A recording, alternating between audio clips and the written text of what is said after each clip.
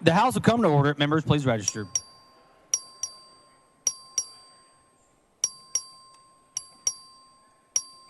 Ms. Jones of Harris is present.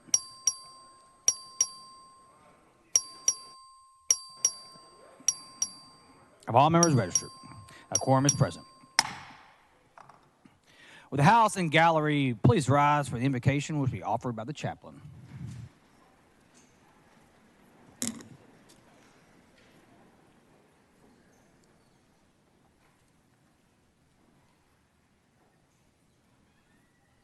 God of life and love, we desire to know you and to love you above all things. Yet we know that without your assistance, we are incapable of this lofty goal. Send your Spirit, then, we humbly pray, into our hearts this day, that we may not only have a sentiment of that devotion, but that it may truly bear fruit in the decisions of our lives, privately and publicly. May this spirit of mutual charity drive out any discord, bitterness, or cynicism from this place. Grant this, we pray, through Christ our Lord. Amen. The chair recognizes the Honorable Stan Lambert of Taylor County to lead us in the pledges of allegiance to the United States and Texas flags. Members and guests in the gallery, please join me in the pledges of allegiance to our U.S. and Texas flag. I pledge allegiance to the flag of the United States of America and to the republic for which it stands, one nation, under God, indivisible, with liberty and justice for all. Honor the Texas flag. I pledge allegiance to thee, Texas, one state under God, one indivisible.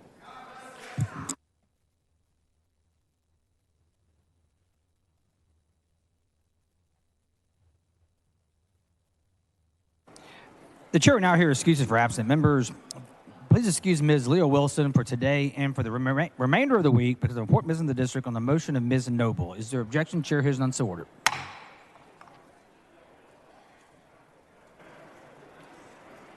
Mr. Speaker. Mr. Doorkeeper. Mr. Speaker, I have a messenger from the Senate at the door of the House. Admit the messenger. Mr. Speaker, I'm directed by the Senate to inform the House that the Senate has taken the following action. The Senate has passed the following measures. SB 335, Schwartner, relating to meetings of the Family and Protective Services Council broadcast over the Internet. SB 1212, Johnson, relating to the interconnection and integration of distributed energy resources. SB 1861, Betancourt, relating to the provision of virtual... Thank you, sir. The chair announces the signing of the following in the presence of the House. HCR 96, HCR 98.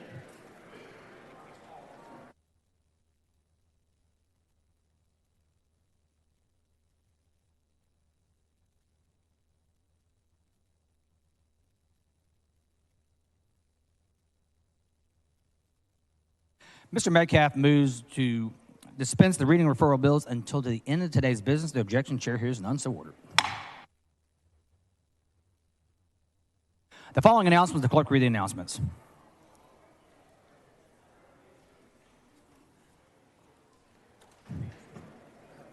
The Committee on House Administration will meet today upon final recess at Desk 30 and a formal meeting consider pending business.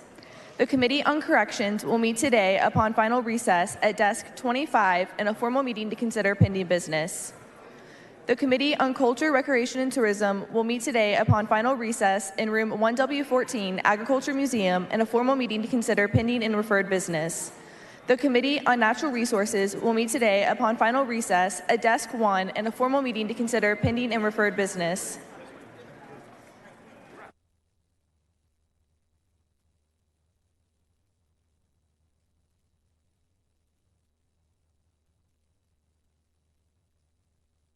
The chair is pleased to recognize Dr. Marian Allen from Spring as the Doctor of the Day.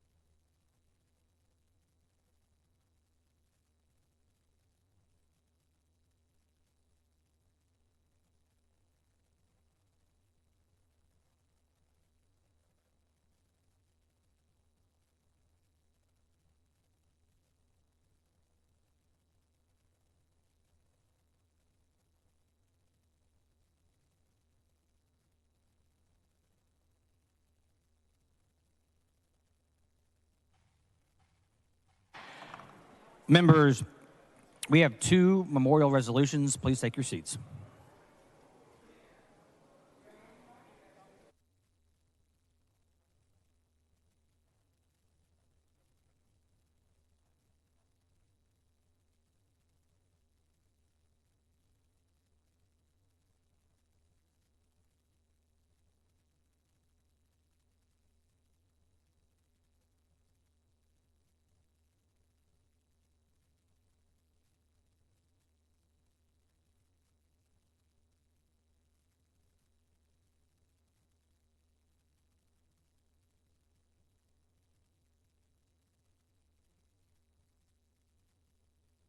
Members, please take your seats.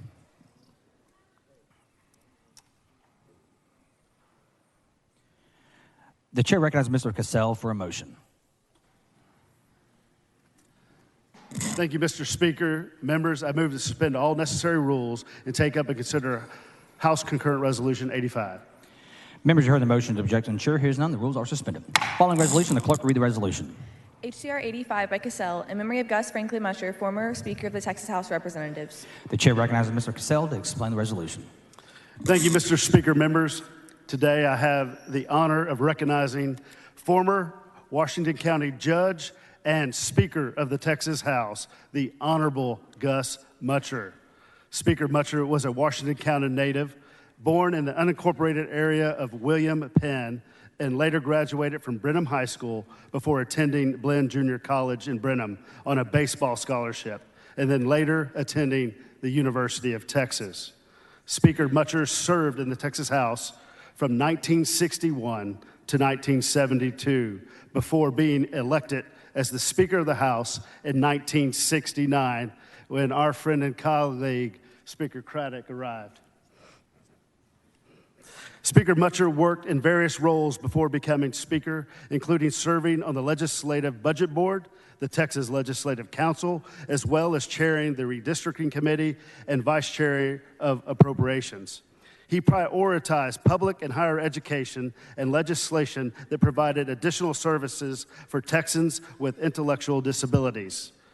When he wasn't in office, the Speaker enjoyed being back in Washington County on the family place, spending time with family, and loved the Dallas Cowboys, UT baseball and football, almost as much as he loved the great state of Texas. Joining us on the dais today are Speaker's son, Gus Mutcher, his daughter, Lisa Micas, and her husband, James. Speaker Mutcher had 4 grandsons, Cade, Drew, Matthew, and William. It is my honor. Thank you, Mr. Speaker. I move adoption. The question occurs on adoption of the resolution. All in favor, please rise. The resolution is unanimously adopted. Mr. Craddock moves to add all members' names to the resolution. The objection, chair hears none, so ordered.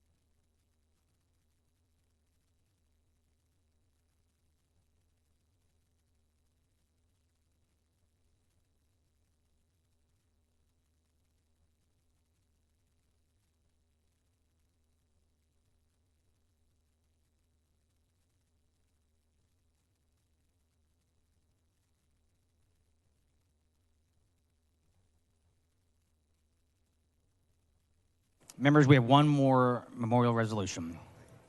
Please take your seats.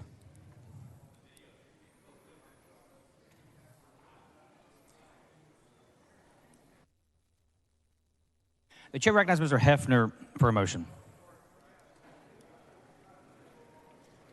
Thank you, Mr. Speaker. Members, I move to suspend all necessary rules, take up and consider House Resolution 1079.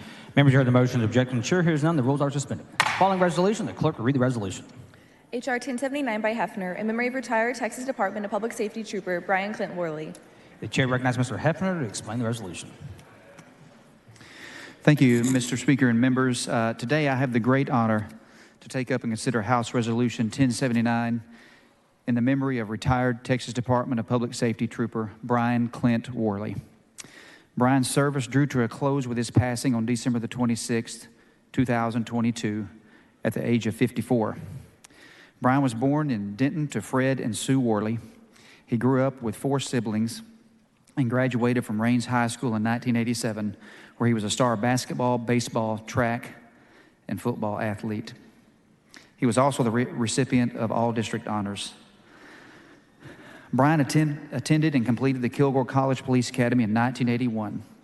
He started his law enforcement career with the Mount Pleasant Police Department, where he was honored with multiple commendations during his tenure. He received a life-saving award as well as a District Commander's Award, and he also initiated the Selective Traffic Enforcement Program and was involved with the Juvenile Gang Intervention Task Force. Brian continued his law enforcement education and graduated from the Texas Department of Public Safety Training Academy. He was initially stationed in Cooper and then in Sulphur Springs, where he was highly respected. Brian was named Trooper of the Year in 1998 and garnered the DPS Chiefs Award, as well as being commended by the FBI.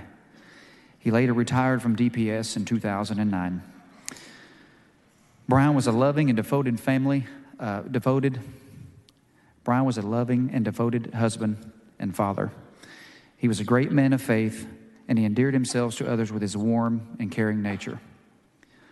Although Brian is deeply missed, memories of his kindness, his strength, and his dedication to his family and his fellow citizens remain to comfort and inspire those he left behind.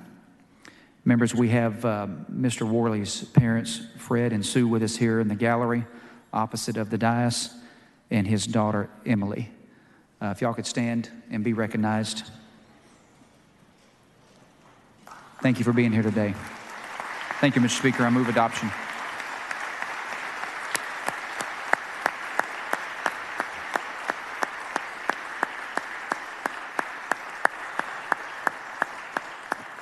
The question occurs on adoption of the resolution. All in favor, please rise. The resolution is unanimously adopted.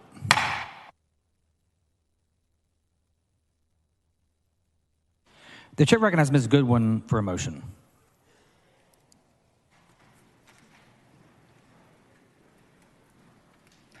Mr. Speaker, I move to suspend all necessary rules to take up and consider House Resolution 1166. Members have heard the motion. The objection. Chair hears none. So ordered. Following resolution, the clerk will read the resolution.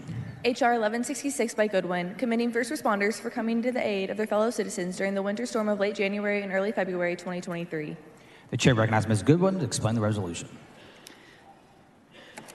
Mr. Speaker, members, during the devastating winter storm that impacted Texas communities in late January and early February 2023, local first responders made extraordinary efforts to save lives and property and bring urgent relief to their fellow citizens in need.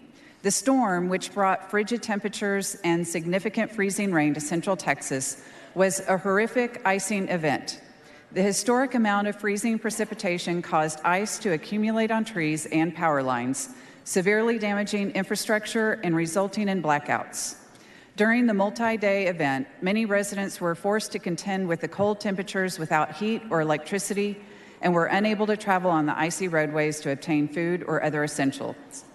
In addition, fallen branches blocked roadways and littered properties throughout the area, and despite facing hardships of their own, emergency medical personnel, police, firefighters, and EMS continued to carry out their life-saving work, persevering through the cold and sometimes dangerous conditions to rescue citizens and complete other vital duties.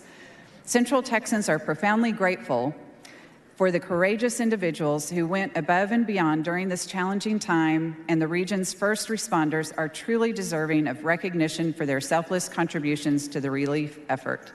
Up in the gallery today, we have Austin and Lakeway Police, Fire, and EMS first responders. I ask my fellow colleagues to join me in commending the police, firefighters, and emergency medical personnel and other first responders who helped their communities endure the latest winter storm, and extend sincere best wishes to these heroic men and women for continued success in their important work.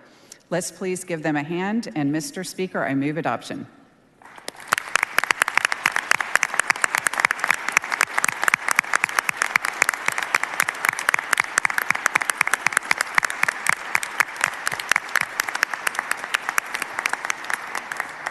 The question occurs on the adoption of the resolution. The objection, chair hears none. The resolution is adopted.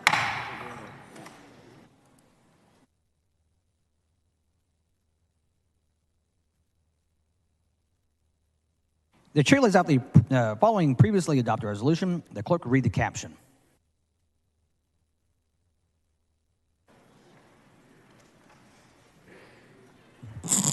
H.R. 799 by Schaefer, honoring Breckenridgeville of Tyler on the occasion of its 25th anniversary on April 4th, 2023. The chair recognizes Mr. Schaefer. Thank you, Mr. Speaker and members. It is my distinct honor to lay this resolution before you to honor Breckenridge Village of Tyler on the occasion of its 25th anniversary and pay special tribute to the legacy of its founders, the Breckenridge family. Breckenridge Village is the legacy of Robert and Jean Breckenridge, who over 25 years ago wanted to provide a loving home for their son, Jimmy, who had Down syndrome, and a place that would be able to care for him after they were gone, and to be able to care for many other adults with intellectual and developmental disabilities. Members, if you have ever had the opportunity to go to Breckenridge Village in Tyler, you will know that it is a first-class, gold standard place for adults with intellectual and developmental disabilities. The men and women that serve at Breckenridge Village do the utmost to care for the physical and mental and spiritual needs of these important people in our society.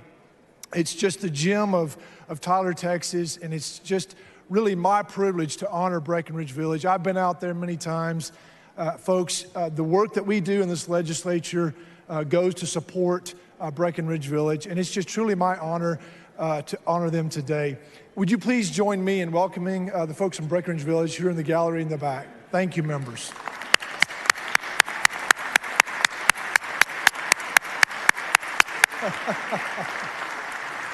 Thank you, Mr. Speaker.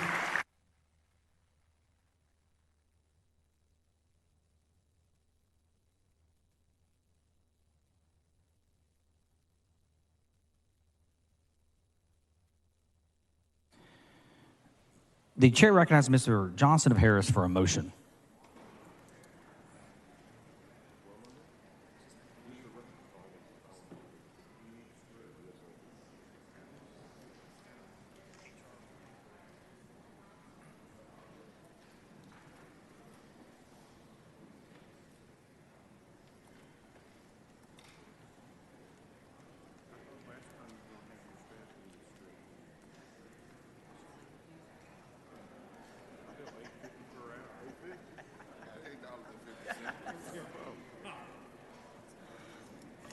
Mr. Speaker, I move to suspend all necessary rules and take up and consider 1142, which is congratulating Harmony Public School.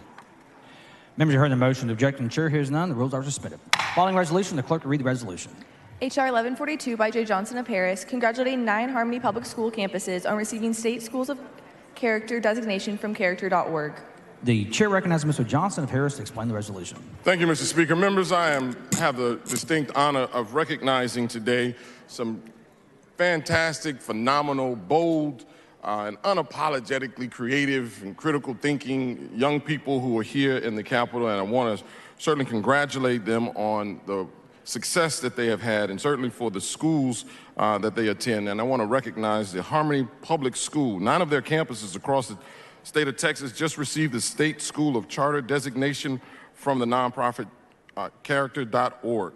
Character.org annually certifies schools and school districts that demonstrate and dedicate focus on achieving the goal of inspiring, educating, and empowering students to become ethical and compassionate citizens. The 9 Harmony schools recognized by Character.org as 2023 State School of Character are Harmony School Achievement Houston, Harmony School of Excellence Laredo, Harmony School of Exploration of Houston, Harmony School of Fine Arts and Technology of Houston, Harmony School of Innovation in Dallas, Harmony School of Science in El Paso, the Dallas High, Harmony School of El Paso, and Harmony School Academy in Houston. Of nearly 130 public and private schools in the U.S., only 73 earn certifications, including only 15 in Texas. In the gallery, we have Ray Sullivan, Khan Camus, Dr. Mustafa, I'm gonna just say Mr. A, Dr. A, Dr. YY, I'm gonna mess these names up, Solomon Chavara, Victoria Mancha, Tiffany Flores, Gilmore, and Lisa Ra. Please help me in congratulating the Harmony School on their achievement. There they are. They're the wonderful group. Let's give them a big round of applause, these wonderful.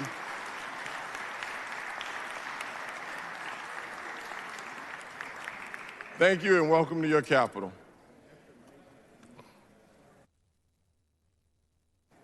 I move adoption. The question occurs on the adoption of the resolution. The objection, the chair hears none. The resolution is adopted.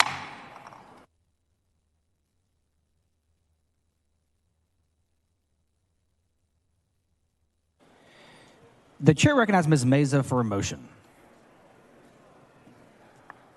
Thank you, Mr. Speaker. Members, I move to suspend all necessary rules to take up and consider at this time House Resolution 1107. Members, you heard the motion. The objection, the chair hears none. The rules are suspended. Following resolution, the clerk will read the resolution. H.R. 1107 by Meza, commemorating Abigail Castro for her service to the office of State Representative Terry Meza. The chair recognizes Ms. Meza to explain the resolution. Thank you, Mr. Speaker. Members, for allowing me to acknowledge the contributions of one of my exceptional interns, Abigail Castro, on her last day of work in my office. Abigail's been an asset to our team with her outstanding constituent services. She's done policy research and given general assistance. She's consistently displayed a strong work ethic, attention to detail, and a genuine commitment to serving the needs of my district. She's beginning a new position at Tesla, and as she continues to pursue her Bachelor of Business Administration, and that'll be conferred on her in the near future in December of this year from University of Texas. So would you please join me in wishing Abigail success and all the best in her future endeavors. Move passage. She's up there. Abigail, stand up. The question occurs on the adoption of the resolution. The objection, the chair hears none. The resolution is adopted.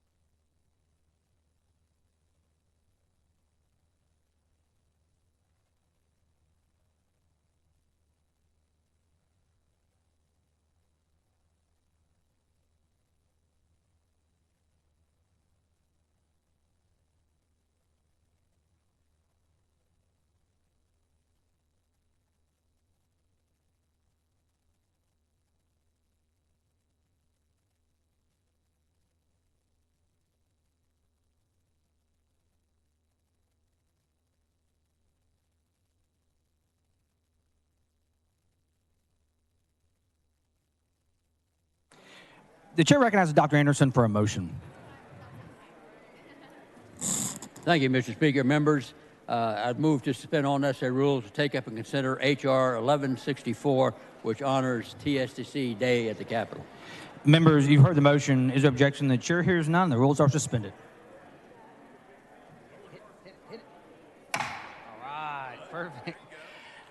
following resolution, the clerk will read the resolution. HR 1164 by Anderson, recognizing April 19th, 2023 as Texas State Technical College Day at the state capitol. The chair recognizes Dr. Anderson to explain the resolution. Thank you, Mr. Speaker. This is a great day today that we get a chance to recognize TSTC, the Texas State Technical College, and we have some visitors here with us today. We have Mike Reisner, Chancellor and CEO. Mike, if you can stand up, please. Thank you. And we have Board of Regents members, Dr. Tiffany Tremond. I don't believe Tony Abad was able to join us today. Ron Wildup and Lizzie DeGarza. Putnan, that's your Board of Regents members. And I very much appreciate Angela Orr being here with us. She kind of shares this McLennan County.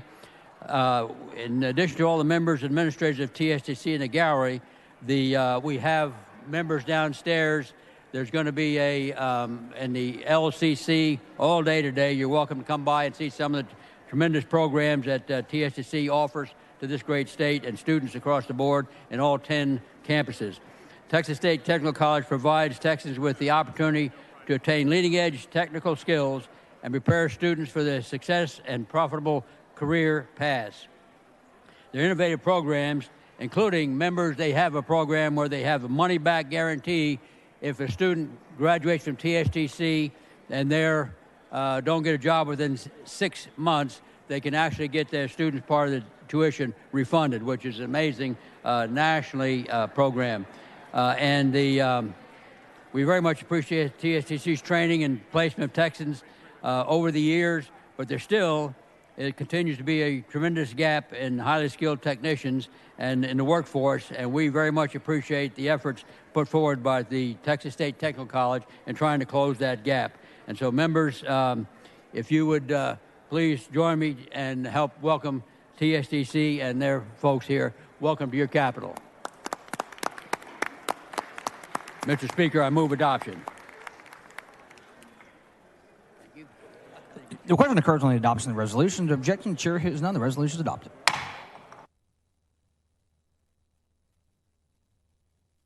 The chair recognizes Mr. Turner for recognition.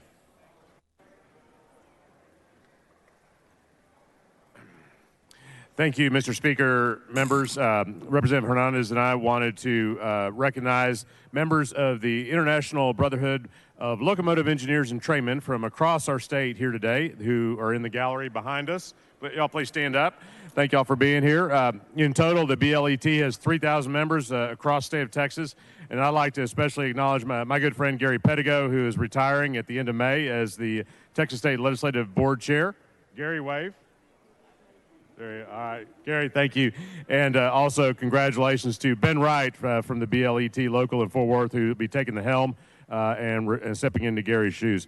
So members, please welcome these hardworking men and women who keep our trains and our cargo and our economy moving across the great state of Texas. Thank you all for being here today.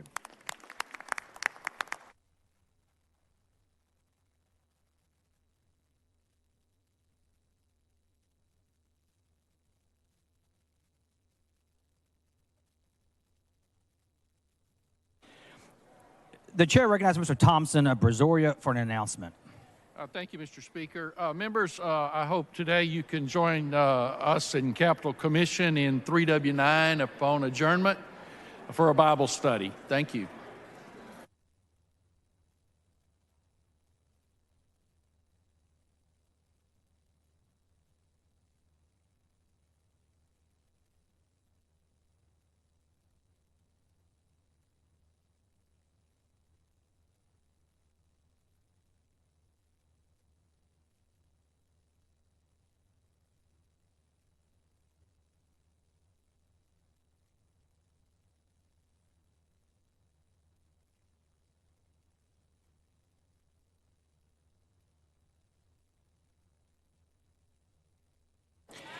The chair recognizes Ms. Thompson of Harris for a motion.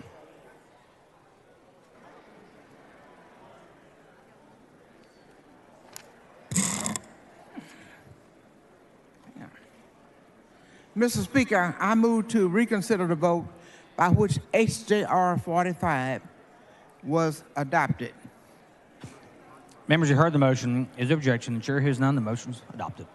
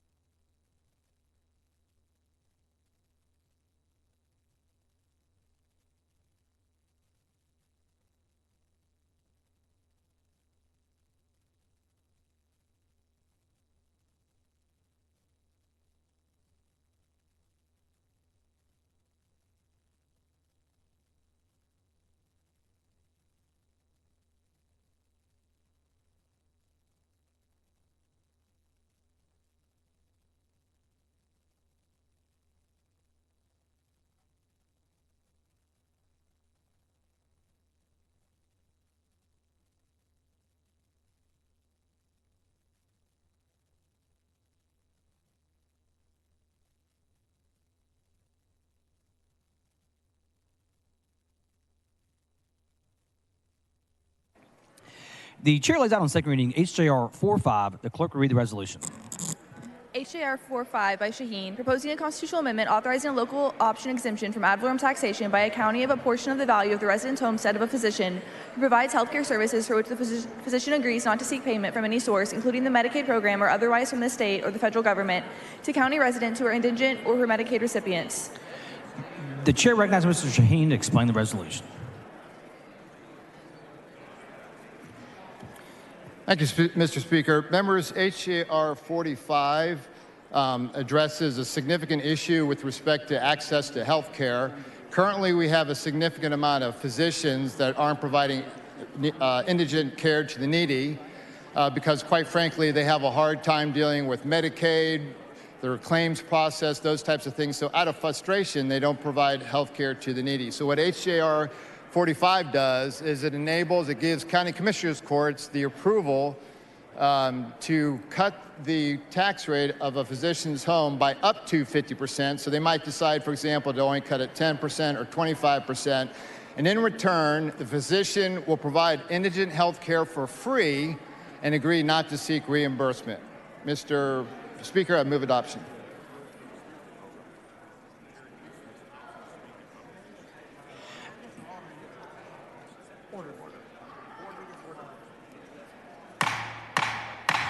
Members, please take your conversations outside the rail. The chair recognizes Ms. Thompson of Harris in opposition to the resolution.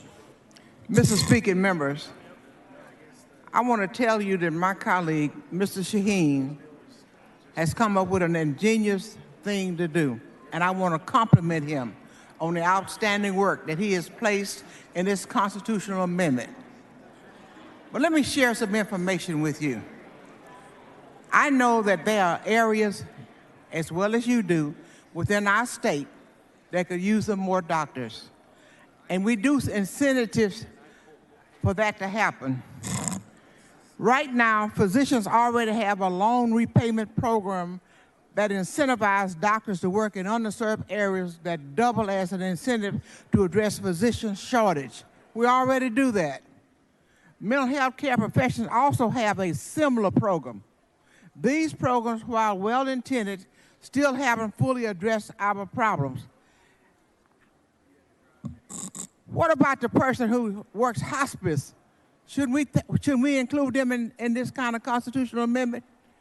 What about the person who's cleaning poop off of people at the minimum wages so that people will be able to be clean, be dressed during the day? Shouldn't we include those persons? What about the nurse practitioner who goes out and be sure that our people are healthy and they take care of them in rural areas? Shouldn't they be included in this one? I think that this is a wonderful piece of legislation, but the time is right now. The people that should be included is not included, and I'm asking you as a body to repeal this constitutional amendment, HJR 45. Asking you to vote no. Does any member wish to speak for, against, or on the resolution? Seeing none, the chair recognizes Mr. Shaheen to close on the resolution. Thank you, Mr. Speaker. Here's the problem we're trying to address. There is a shortage of physicians in the state of Texas today. Before COVID, we had a shortage of 6,000 physicians. In addition to that, the physicians that we do have, 70% refuse to take on any new Medicaid patients, and the reason being is the administrative burden, the claims being rejected. So all the burdens that you have with your insurance companies, your physicians have those same burdens, so they will not see new Medicaid patients. So as a result, we have healthcare deserts throughout the state of Texas. So what this resolution does is it just gives your commissioner's court approval to, instead of a physician being paid for their services to the needy, they can cut their property taxes. Counties can only do what we tell them that they can do. They're an extension of the state. This is entirely permissive, and this bill is supported by TCC. Mr. Speaker, I move adoption. The question occurs on the adoption of HJR 45. This is a record vote required by the Constitution. The clerk will ring the bell. So Mr. Shaheen voting aye, Mr. Holland voting aye, Mr. Harris of Anderson voting aye, Ms. Thompson of Harris voting nay, Mr. Rosenthal voting nay. Mr. Rosenthal voting nay. Mr. Goldman voting aye.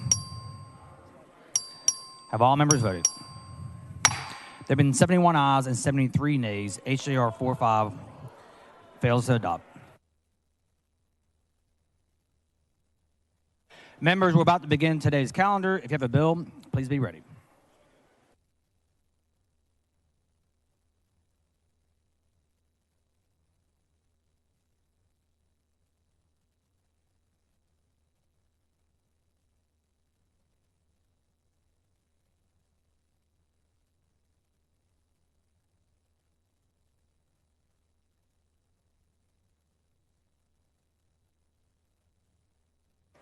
The chair is out on third reading, HB 1500. The clerk will read the bill.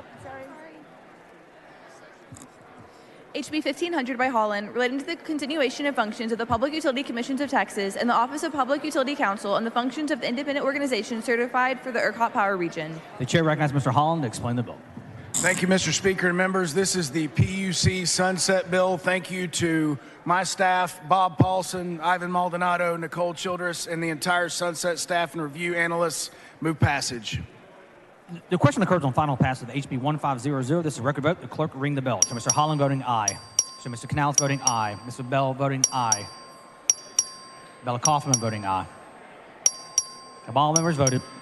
There have been 140 ayes and 1 nay. HB 1500 is finally passed. The chair is out on third reading. HB 1565. The clerk will read the bill. HB 1565 by Canales, relating to the functions of the Texas Water Development Board and continuation of functions of the State Water Implementation Fund for Texas Advisory Committee. The chair recognizes Mr. Canales to explain the bill. Thank you, Mr. Speaker. Members, this is the sunset for the Texas Water Development Board. Move passage. The question occurs on final pass of the HB 1565. This is a record vote. The clerk will ring the bell. So Mr. Canales voting aye. Mr. Holland voting aye. Mr. Bella Kaufman voting aye. Have all members voted? All members voted? There being 141 ayes and 4 nays, HB 1565 is finally passed. The chair is out on third reading, HB 2127. The clerk will read the bill. HB 2127 by Burrows, relating to state preemption of certain municipal and county regulation. The chair recognizes Mr. Burrows to explain the bill. Thank you, Mr. Speaker. Members, this is the bill we heard yesterday. Mr. Speaker, Ms. Johnson in Dallas, what purpose? will the gentleman yield for a question? Would the gentleman yield for questions? The gentleman yields. Thank you, Chairman Burrows. This is for the purposes of legislative intent. You have specifically repeatedly said this bill does not preempt any city's non-discrimination ordinance. To establish legislative intent, can you please explain why you believe this bill does not preempt non-discrimination ordinances? For all the reasons I articulated yesterday, it does not. The authority has specifically been given to cities under the Labor Code on employment. The Fair Housing Act actually comes into this, and happy to explain it in more detail, but clearly it does not. Thank you, Representative. Mr. Speaker, I move that the dialogue between myself and Chairman Burrows be reduced to writing and placed in the journal. Members, you heard the motion. Objection. Chair hears none, so ordered. Does any member speak for or against on the bill? Seeing none, the chair recognizes Mr. Burrows to close on the bill. Move passage. The question occurs on final pass of HB 2127. There's a record vote. The clerk will ring the bell. Show Mr. Burrows voting aye. Mr. Cassell voting aye. Have all members voted? There have been 92 ayes and 56 nays. HB 2127 is finally passed.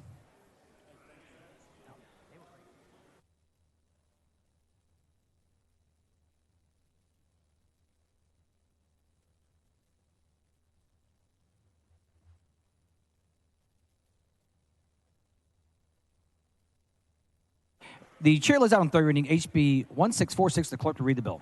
HB 1646 by King of Uvalde, relating to the use of water withdrawn from the Edwards Aquifer. The chair recognizes Mr. King of Uvalde to explain the bill. Thank you, Mr. Speaker. Members, this is an Edwards Aquifer bill that allowed them, if you had a CCN that was just outside the boundaries of the Edwards Aquifer, when the thing was established and you're able to provide service to that area. I move passage. The question occurs on final pass of HB 1646. The record vote. The clerk will ring the bell. Mr. King of Uvalde voting aye. Have all members voted? There have been 145 ayes and 0 nays. HB 1646 is finally passed. The chair is out on third reading HB 1255. The clerk will read the bill. HB 1255 by Smithy, relating to limitation periods and arbitration proceedings. The chair recognizes Mr. Smithy to explain the bill. Thank you, Mr. Speaker and members. This is the bill we voted on yesterday that clarifies that the statute of limitations that applies in civil suits also applies in arbitration proceedings. Move passage. The question occurs on final pass of the HB 1255. This is a record vote. The clerk will ring the bell. Show Mr. Smithy voting aye. Have all members voted? There have been 148 ayes and 0 nays. HB 1255 is finally passed. The chair is out on third reading. HB 1704. The clerk will read the bill. HB 1704 by Wally, relating to the establishment of the Workforce Housing Capital Investment Fund program to fund the development of workforce housing in the state, authorizing a fee. The chair recognizes Mr. Wally to explain the bill.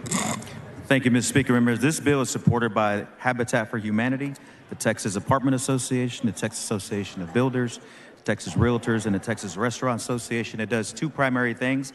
It advances home ownership across the state, but also helps our building and construction trades to advance workforce development, and I move passage. The question occurs on final pass of HB 1704. This is a record vote. The clerk will ring the bell. Show Mr. Wally voting aye. Have all members voted? Show Mr. Holland voting aye. There have been 116 ayes and 31 nays. HB 1704 is finally passed. The chair lays out on third reading HB 821. The clerk will read the bill. HB 821 by King of Hemphill, related to the placement of electric vehicle charging equipment on state property. The chair recognizes Mr. King of Hemphill to explain the bill. Thank you, Mr. Speaker. This is a bill that simply allows a public-private partnership for the purpose of EV charging stations in state parks. It is permissive. I move passage. The question occurs on final pass of HB 821. This is a record vote. The clerk will ring the bell. Show Mr. King of Hemphill voting aye. Mr. Longoria voting aye. Have all members voted? There being 117 ayes and 29 nays, HB 821 is finally passed. The chair lays out on third reading HB 3478. The clerk will read the bill. HB 3478 by King of Uvalde, relating to mediation of certain fee disputes between towing companies and motor carriers. The chair recognizes Mr. King of Uvalde to explain the bill. This was a bill that was supported by one of the two tow truck companies, tow truck associations, and the truckers. It allows mediation in the event that the trucking companies don't agree with their tow charges. I move passage. The question occurs on final pass of the HB 3478. This is a record vote. The clerk will ring the bell. Show Mr. King of Uvalde voting aye. Have all members voted? Have all members voted? There being 122 ayes and 24 nays, HB 3478 is finally passed. The chair lays out on third reading HB 1922. The clerk will read the bill.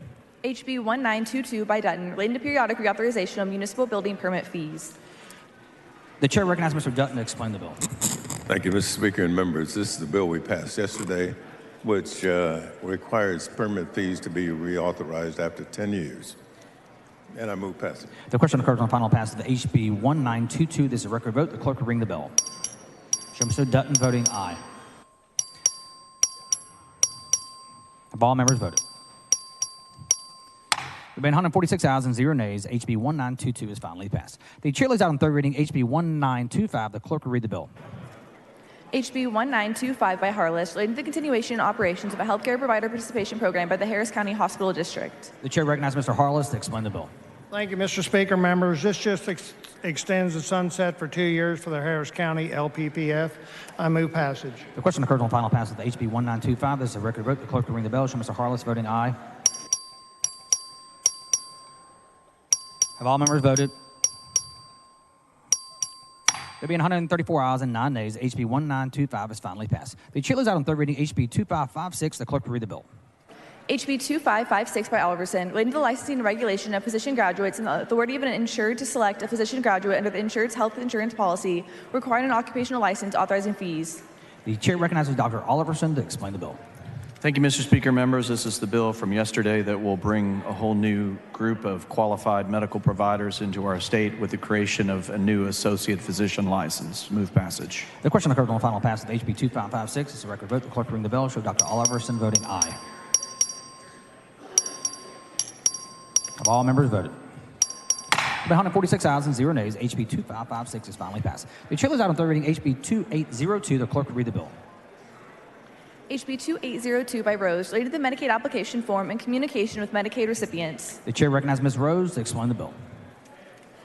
Thank you, Mr. Speaker. Members, HB 2802 allows MCOs to text beneficiaries important health care information in an opt-out basis. Thank you. Move passage. The question occurs on final pass of HB 2802. All in favor say it. It's a record vote. The clerk will ring the bell. So Ms. Rose voting aye. Have all members voted? There being 120 ayes and 27 nays, HB 2802 is finally passed. The chair lays out on third reading HB 2016. The clerk will read the bill. HB 2016 by Hernandez, relating to the eligibility requirements for a license as a massage establishment, massage school, massage therapist, or massage therapy instructor. The chair recognizes Ms. Hernandez to explain the bill. Thank you, Mr. Speaker and members. House Bill 2016 would make a person ineligible for obtaining licensure as a massage establishment, massage school, massage therapist, or massage therapy instructor if they've been convicted, pled guilty, or received deferred adjudication for sexual assault or aggravated sexual assault. I move passage. The question occurs on final passage of HB 2016. This is a record vote. The clerk will ring the bell. Show Ms. Hernandez voting aye. Have all members voted? There are 148 ayes, 0 nays. HB 2016 is finally passed. The chair lays out on third reading HB 1589. The clerk will read the bill. HB 1589 by Cook, relating to increasing the criminal penalty for certain family violence assaults.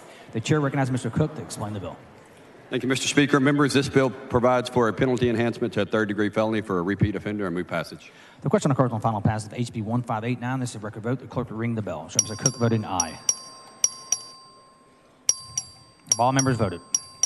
There have been 144 ayes, 1 nay. HB 1589 is finally passed. The chair lays out on third reading HB 1737. The clerk will read the bill. HB 1737 by Leach, relating to automatic order of non-disclosure of criminal history record information for certain misdemeanor defendants following successful completion of a period of deferred adjudication community supervision. The chair recognizes Mr. Leach to explain the bill. Thank you, Mr. Speaker. Members, this is a really important bill that gives second chances to deserving Texans while also preserving and protecting public safety. This bill was passed last session out of the House 142-1. It didn't even get referred in the Senate. I'm hopeful that we'll give it another strong vote today and that the Senate will hear this and vote this into law as well. With that, Mr. Speaker, I move passage. The question occurs on final passage of HB 1737. This is a record vote. The clerk will ring the bell. Show Mr. Leach voting aye. Have all members voted? There have been 147 ayes and 0 nays. HB 1737 is finally passed. The chair lays out on third reading HB 598. The clerk will read the bill. HB 598 by Shaheen, relating to creating the criminal offense of possession of an animal by a person who has been previously convicted of an offense involving animal cruelty. The chair recognizes Mr. Shaheen to explain the bill. Thank you, Mr. Speaker. House Bill 598 establishes a Class C misdemeanor for a person who has been previously convicted of an offense involving animal cruelty and is found in possession of an animal, again, within the last 5 years. Move passage. Mr. Kane, for what purpose? Question for the author. The gentleman yield for questions. Sure. The gentleman yields. Just to be clear, this bill prohibits people with these convictions from possessing pets. Is that correct? For 5 years, yes. And it also stops them from even like living in a house with a pet? They cannot be in a possession of an animal for 5 years if they do something like torture an animal, kill an animal, set them on fire, that kind of stuff. But let's say they live at somebody else's house. It's not the primary. So they live with their parents. Their parents cannot have a cat. Say Are it their again? parents allowed to have a cat? Let's say they live at home The in their basement. individual that has been convicted of animal abuse, animal cruelty, cannot be in possession of an animal for a 5-year period. So if that person has been convicted, they can't be in possession of the animal. The animal can be in the house, but they can't be in possession of it. They can't control the animal. Hold on, that's not what I'm seeing in the bill. Okay. The second part says, including being in the presence, in the household. So No, it's you have to be like possessing the animal. Can someone pull the bill up? I mean, I'm being serious. This is a real question. Yeah.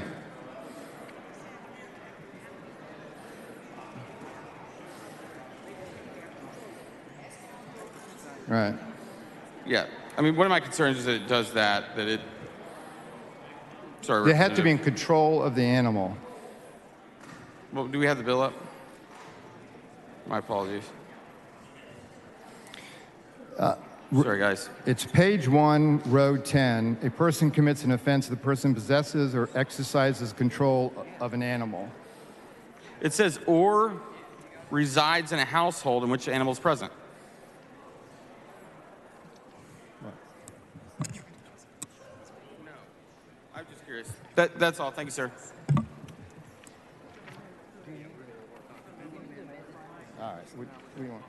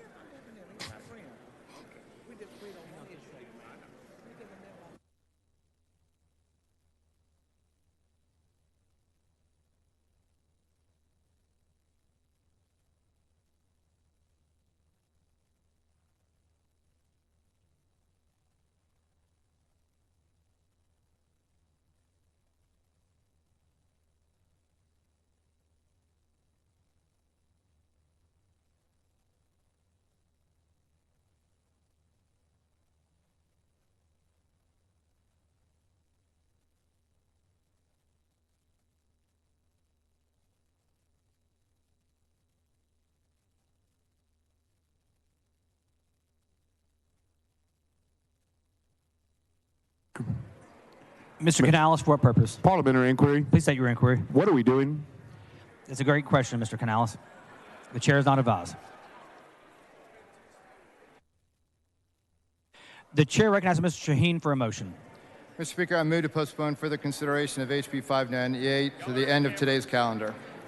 Members, you heard the motion. Objection. Chair hears none, so ordered.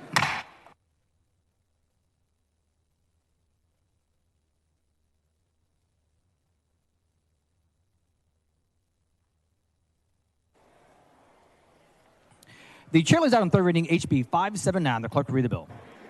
Thank you, Mr. Speaker. Members, HB 579 by Burns, relating to procedures for the alternative assessment of certain public school students that receive special education services and alternative accountability plans for certain campuses serving students that receive special education services. The chair recognizes Mr. Burns to explain the bill.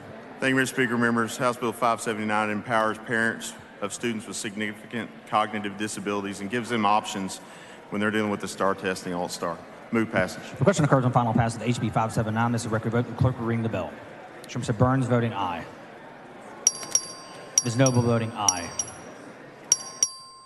Mr. Longoria voting aye. Mr. Harrison voting aye. Have all members voted? There being 145 ayes and 0 nays, HB 579 is finally passed. The chair lays out on third reading HB 219. The clerk will read the bill. HB 219 by Noble, relating to the release of a deed of trust or other contract liens securing a home loan after payoff by mortgager. The chair recognizes Ms. Noble to explain the bill. Thank you, Mr. Speaker. This bill will simply put into law that the lien must be released on a paid-off mortgage. I move passage. The question occurs on final passage of HB 219. This is a record vote. The clerk will ring the bell. Ms. Noble voting aye. Have all members voted? All members voted? There being 146 ayes and 0 nays, HB 219 is finally passed. The chair lays out on third reading HB 252. The clerk will read the bill.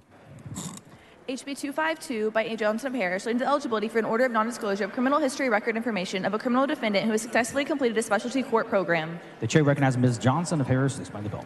Thank you, Mr. Speaker. Members, this bill allows those who successfully complete specialty courts as determined by the governor's office, to seek petitions for non-disclosure and have a chance, the second chance in their life. Thank you. Move passage. The question occurs on final passage of HB 252. This is a record vote. The clerk will ring the bell. Ms. Johnson of Harris voting aye. Have all members voted? There have been 145 ayes and 3 nays. HB 252 is finally passed. The chair is out on third reading HB 105. The clerk will read the bill. HB 105 by Noble, related to excluding the furnishing of an academic transcript from the definition of information service for purposes of sales and use taxes. The chair recognizes Ms. Noble to explain the bill. Thank you, Mr. Speaker. Members, this bill ensures that students can obtain their own college transcripts without paying a sales tax. I move passage. The question occurs on final passage of HB 105. This is a record vote. The clerk will ring the bell. Ms. Noble voting aye. Have all members voted? There have been 145 ayes and 0 nays. HB 105 is finally passed. The chair lays out on third reading HB 1381. The clerk will read the bill. HB 1381 by Hernandez, relating to the public hearing requirement for a preliminary zoning report made by a zoning commission. The chair recognizes Ms. Hernandez to explain the bill. Thank you, Mr. Speaker. Members, House Bill 1381 would give municipalities the option to conduct just one public hearing for applications before their zoning commission. I move passage. The question occurs on final passage of HB 1381. This is a record vote. The clerk will ring the bell. Ms. Hernandez voting aye. Have all members voted?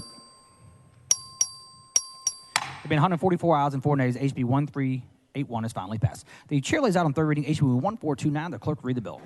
HB 1429 by Campos, relating to the definitions of family violence and household member for purposes of crime victims' compensation. The chair recognizes Ms. Campos to explain the bill. Thank you, Mr. Speaker. Members, this bill encourages victim participation in the prosecution of criminals and help all victims in a household to have access to CVC. I move passage. The question occurs on final passage of HB 1429. This is a record vote. The clerk will ring the bell. Ms. Campos voting aye. Have all members voted? There have been 103 ayes and 44 nays. HB 1429 is finally passed. The chair lays out on third reading HB 1106. The clerk will read the bill. HB 1106 by Goodwin, related to the trading of and the provision of acupuncture services by an AccuDetox specialist. The chair recognizes Ms. Goodwin to explain the bill. Thank you, Mr. Speaker. Members, this bill expands access to a beneficial mental health treatment called AccuDetox. Move passage. The question occurs on final passage of HB 1106. This is a record vote. The clerk will ring the bell. Show Ms. Goodwin voting aye. Have all members voted? There have been 148 ayes and 0 nays. HB 1106 is finally passed. The chair is out on third reading HB 3211. The clerk will read the bill. HB 3211 by Stuckey, relating to a campus of the Texas State Technical College System located in Denton County. The chair recognizes Dr. Stuckey to explain the bill. Thank you, Mr. Speaker. Members, this is a bill authorizing a Texas State Technical College campus in Denton County. Move passage. The question occurs on final passage of HB 3211. This is a record vote. The clerk will ring the bell. Show Dr. Stuckey voting aye.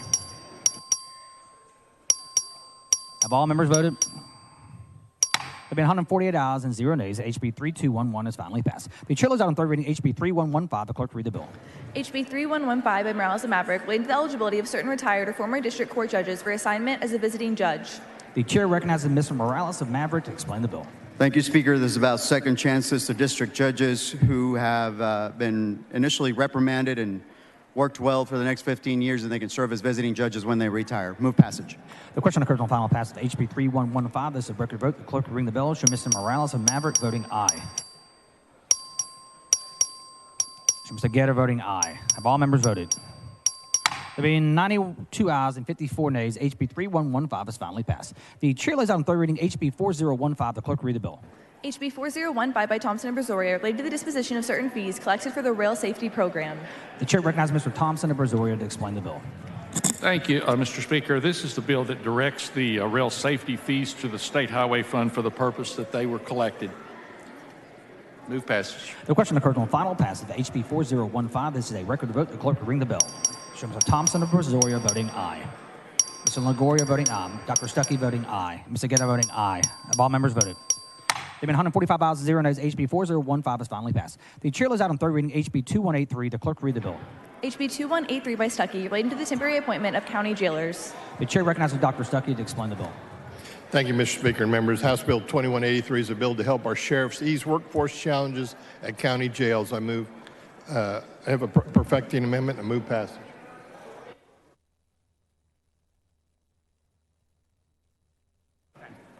Move passage.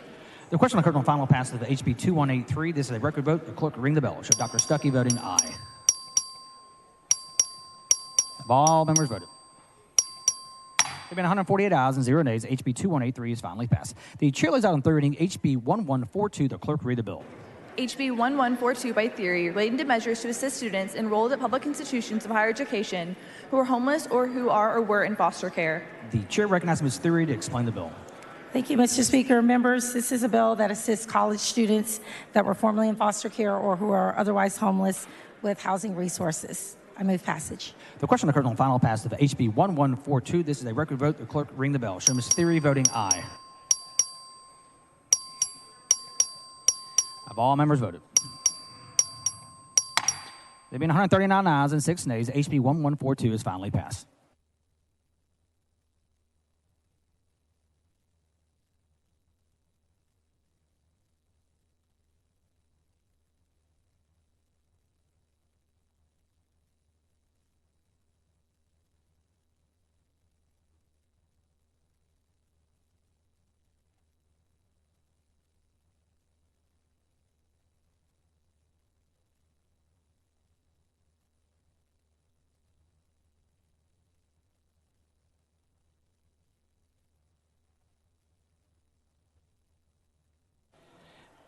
Members, the next bill on the calendar is HB 2713. The Senate companion is over and eligible. The chair lays out another Senate bill, SB 1016. The clerk will read the bill. SB 1016 by King, relating to the consideration of employee compensation and benefits in establishing the rates of electric utilities. The chair recognizes Mr. Dean to explain the bill. Thank you, Mr. Speaker. HB 2713 is about PUC rate cases for utilities. It clarifies that total compensation for employees is a reasonable and necessary expense for the electric utility and can be included in its rates. It is in all of our best interests that Texas electric utilities attract, develop, and retain the best workforce. By relying on third-party market compensation studies, HB 2713 will make electric utility rate case more efficient, less litigious. Move passage. Any member speak for or against on the bill? Seeing none, the question occurs on passage to engrossment, or third reading of SB 1016. All in favor, say aye. Opposed, say nay. The ayes have it. SB 1016 is passed at third reading. Mr. Dean moves that lay House Bill 2713 on the table, subject to the call. Who's objection? Chair hears none, so ordered.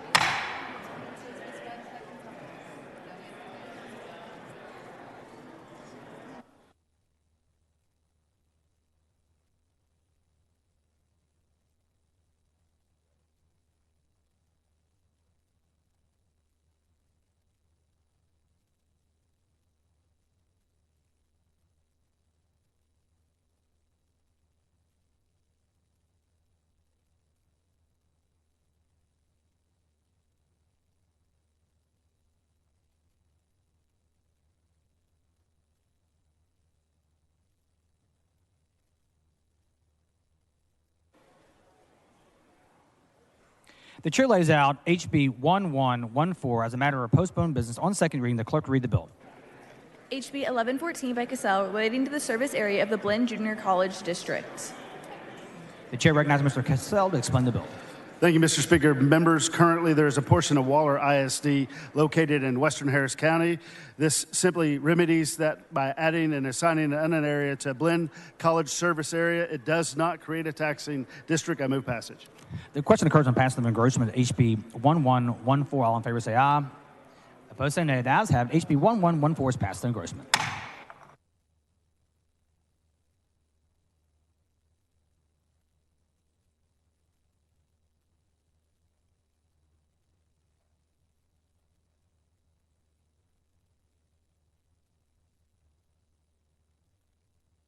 Members, we're about to start the major state calendar on second reading. The chair lays out on second reading HB 16. The clerk will read the bill.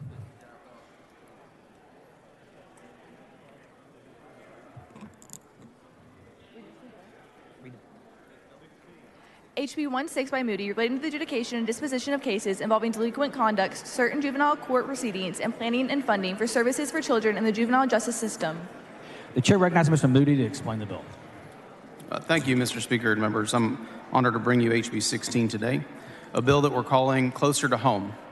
I'm sure you're all aware of the more than decade-long series of scandals in our TJJD facilities, essentially prisons for kids. Now, I'm not here to lay undue blame on an agency that's underfunded and understaffed, but as recent news and pending litigation has shown, the problems there are worse than ever today. We're not just failing these kids. The system we've created is actively harming many of them. HB 16 tackles that on the supply side. It makes sure fewer kids are locked up in the first place. The default setting for a kid who's broken the law should be rehabilitation through interventions and services in their own community, not putting them behind bars across the state, and that's exactly what House Bill 16 does. In broad strokes, the bill does that by creating a presumption that a juvenile facility is the last resort. It keeps courts involved in these cases for longer and requires them to consider mitigating factors specific to youths at each stage of the process. It also imposes timetables for proceedings and decisions to make sure help comes quickly and disruption is minimized. Instead of prison, the bill makes sure we're engaging community resources, including local secure placements, as well as DFPS involvement with the child and family where appropriate. It also sets up funds in each county to facilitate this programming. In short, it's a new and better way of doing the critical work of rehabilitating kids who we've failed to keep on the right path and building up the support systems, including their families, that they will rely upon. This is a crucial change for young Texans who need our help to get back on track and a huge incentive for them to succeed. Locking kids up isn't just inhumane, it is ineffective, and it's time to keep these kids closer to home. I move passage. Any member speak for or against on the bill? Seeing none, the question occurs on passage of engrossment HB 16. A record vote has been requested by Ms. Isaac. The clerk will ring the bell. Show the speaker voting aye.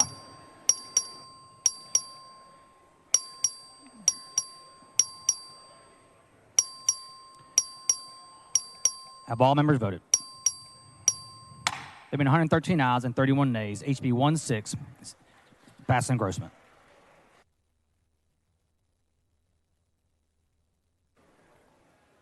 The chair lays out on second reading HB 681. The clerk will read the bill. HB 681 by Bell of Kaufman, relating to virtual and off-campus electronic instruction in a public school, the satisfaction of teacher certification requirements through an internship teaching certain virtual courses, and the allotment for certain special purpose school districts under the Foundation School Program. The chair recognizes Mr. Bell of Kaufman to explain the bill. Thank you, Mr. Speaker. Members, House Bill 681 is here before you as a safety net for Senate Bill 15. This bill ensures that school districts that operate a virtual or hybrid learning program are able to continue to do so. House Bill 681 removes the sunset dates set on Senate Bill 15 in the 87th second special session, maintaining the provisions that allow districts and charters to have the ability to establish and or continue virtual learning programs within the already established guardrails of Senate Bill 15. Mr. Speaker, I believe there's an amendment. The following amendment, the clerk will read the amendment. Amendment by Van Dever. The chair recognizes Mr. Van Dever to explain the amendment. Thank you, Mr. Speaker. Members, this amendment simply strikes Section 1 of the bill, and I believe it's acceptable to the author. Mr. Van Dever sends up an amendment. It is acceptable to the author's objection to the adoption of the amendment. The chair has none. The amendment is adopted. The chair recognizes Mr. Bell of Kaufman to close on the bill. Thank you, Mr. Speaker. Members, I move passage. Does any member speak for or against on the bill? Seeing none, the question occurs on passage and engrossment. HB 681. All in favor say aye. Opposed say nay. The ayes have it. HB 681 is passed in engrossment. The chair lays out on second reading HB 890. The clerk will read the bill. HB 890 by Bell of Kaufman, relating to school district hearings regarding complaints.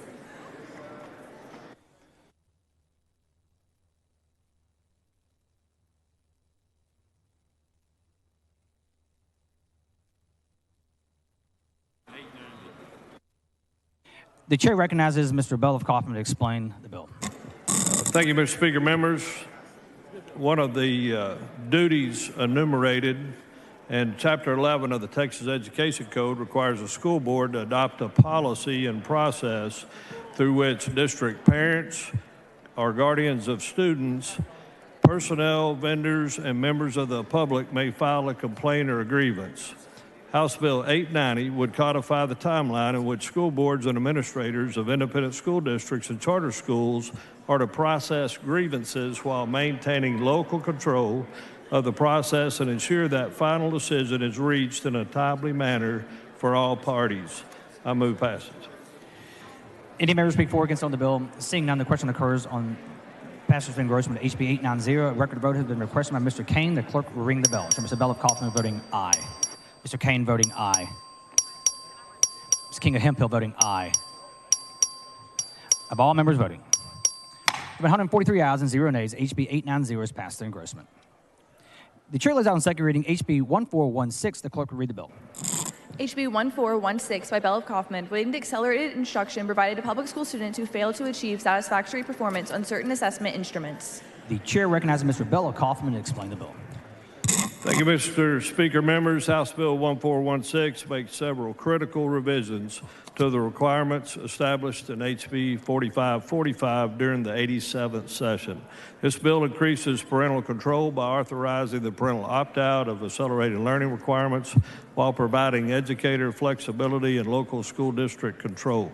HB 1416 reduces subjects to reading and math, affords relief of the student-teacher ratio, reduces the accelerated learning hours, eliminates accelerated learning committees, requires written instruction plans for students remaining below grade level, and links requirements to resources. If a district receives compensatory education funding, accelerated learning is required. If there's no state funding source, there's no state requirements. Members, though we had an obligation to help our students due to the learning loss from the pandemic, we now have a responsibility to our students, parents, and educators by correcting the unintended consequences. I move passage.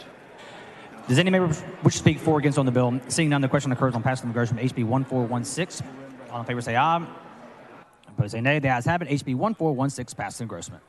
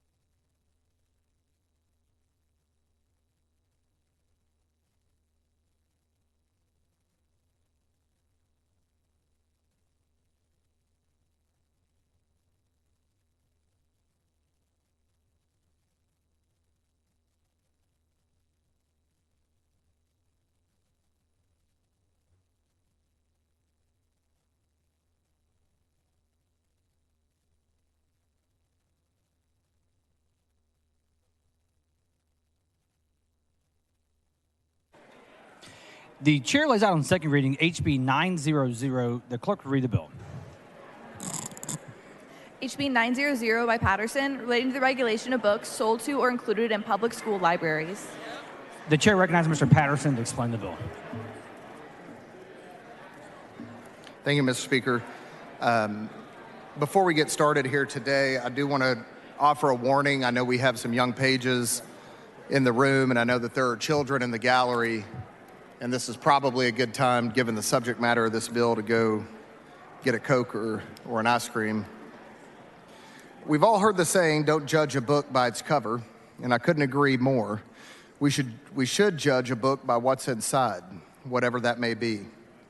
So as I lay out this bill today, I ask you to consider that saying with this piece of legislation. A lot of opposition has said that this bill is a book ban, or that we want to lock up librarians, or that we are seeking to silence minority voices. I ask you to consider what this bill actually says as you prepare to cast your vote. The first part of this bill establishes mandatory library standards. In more than 3,000 pages of the Education Code, less than half of one page is dedicated for public school library standards, all of which are voluntary. Curriculum and instructional materials undergo initial proclamation, development submission requests, agency-reviewed samples, state review panels, instructional materials adoption, a period of public comment, and finally, state adoption. Sexual education and instructional materials must undergo a local school board adopting a policy, board adoption of resolutions, multiple meetings of discussion with the Sexual Health Advisory Council, or SHAC, board voting approval of the material, parental notification required for instruction, and parents would still have to opt their child into the program. But public school libraries have none of these requirements. No approved vendors, no statewide consistency, simply because there are no mandatory library standards. With millions of titles being brought every year by more than 1,000 school districts, we need uniform standards for our public school libraries, just as we have content standards for other instructional or supplemental materials purchased with taxpayer dollars. In this bill, we clarify the difference between voluntary library standards, which we currently have and will remain in place, and the newly created library standards that school districts will be required to adhere to, only as it relates to the collection development of the library, or classroom library, or online resource. Included in the new standards are much of what is currently referenced or spelled out in the current voluntary standards. This includes reference to prohibiting harmful materials as defined in the Penal Code, and specific reference to the Supreme Court case Pico versus Board of Education 1982, where the standards acknowledge the precedence of removing books for reasons that are pervasively vulgar or educationally unsuitable. These standards include all three of these aspects of the voluntary standards into the new mandatory standards. Furthermore, the standards would also have to recognize obscene content has no protection under the First Amendment, clarify intended library materials, and provide increased parental empowerment through recognizing parental authority, encouraging catalog transparency, and recommending effective communication between districts and parents regarding library content. Additionally, these standards would eliminate sexually explicit materials from public school libraries by prohibiting the possession, acquisition, and purchase of such materials. These standards are a combination of current voluntary standards, Supreme Court cases, legal precedents, and common sense. The second part of the bill is about vendor ratings. Part 2 of the Reader Act encounters the necessity for these ratings. Many different forms of media are rated for minors. Movies for minors are rated on a scale from G, as meaning the movie is acceptable for all ages, to NC-17, meaning the movie may not be viewed by anyone under the age of 17. Television shows have also made these ratings implementations to better protect children from explicit content. The FCC regulates these forms of media and ensures that no explicit content is on the air between the hours of 6 a.m. and 10 p.m. simply due to the risk that a child may be able to hear or witness such content. An important aspect of the FCC regulation is that a single offensive moment or explicit word in a movie or radio broadcast can result in fines. Due to this, some of the content is not allowed to be presented on air again, as introduced by the case of FCC versus Pacifica Foundation on the basis of being patently offensive. There are 3 factors to the term patently offensive. 1, the explicitness or graphic nature of the description or depiction of sexual activities. And let me be clear, this is not saying 2 characters had sex. This is saying how the characters engaged in sex, describe the activities within the sexual encounter, and depicting the sexual organs. Number 2, if the content dwells on or repeats the description or depiction of sexual activities. Once again, this is not simply stating that sex occurred, but rather the repetition and details being described of every moment of the sexual encounter. And number 3, the content panders or titillates to gratify, stimulate, excite, or indulge a potential viewer. As these standards are implemented by the FCC across many platforms and by recognizing the community standards of 330 million Americans as a whole, this legislation will enact similar standards, which legislation only for the state of Texas. The Reader Act would require the library material vendors who sell library materials to our schools be aware of the content they are distributing to our children and label them appropriately. HB 900 will ensure that for vendors to remain operating within Texas, they must be aware of the content they so readily distribute to our children. This bill also protects teachers, librarians, and other staff members against liability for any claim or damage due to a library material vendor's violation. We must protect well-meaning teachers and librarians who unknowingly have this content on site. The responsible party is the book vendor. Part 3 is parental controls. Part 3 of this bill provides parents the options to opt in to sexually relevant books that aren't explicit in nature but contain sexual themes enough to need parental oversight. Throughout the last year and a half, fighting at the forefront of removing sexually explicit materials in schools, it has become clear to me that parents need greater access and authority over the library material their child's library contains.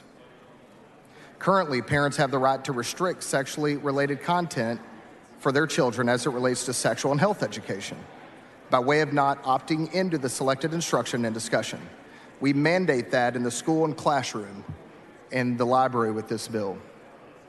By requiring parental written consent for children to have access to sexually relevant material, we provide parents with the necessary resources to be however lenient or flexible they choose to be regarding their child's access to sexually related content.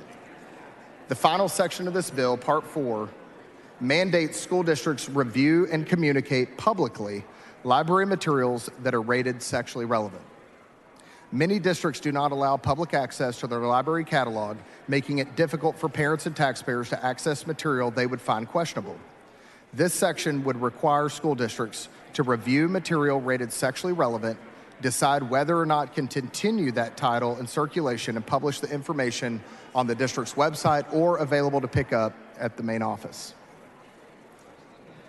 We've been told time and again that words have power and that books are some of the most powerful experiences for our children. The intent of this legislation is to ensure that the content we are providing to our youth, notably provided by taxpayer dollars, is the content we want the next generation seeing. In closing, I ask that you support the Reader Act so that we can take action that some adults chose not to stop the sexualization of our children. Without attaching any religious, political, or cultural belief, this bill does one thing and one thing only: restricts explicit books from unaccompanied minors in Texas public schools. That concludes my layout. I do have a perfecting amendment and will be happy to take any questions. The following amendment, the clerk read the amendment.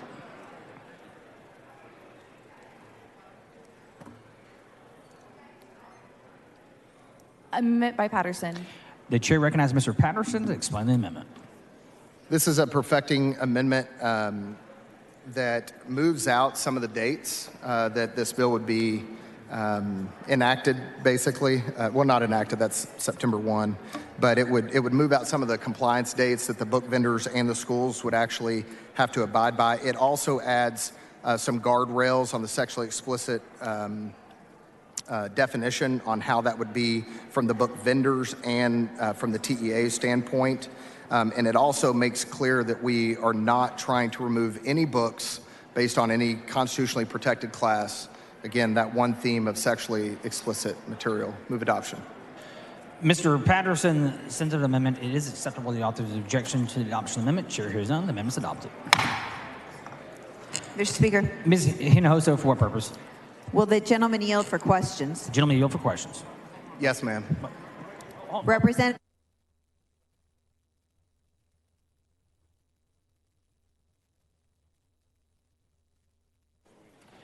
I'm sorry, we have another amendment. Oh. And we need to like that. He's not ready to close on the bill. Is Ms. Weiner on the floor of the House?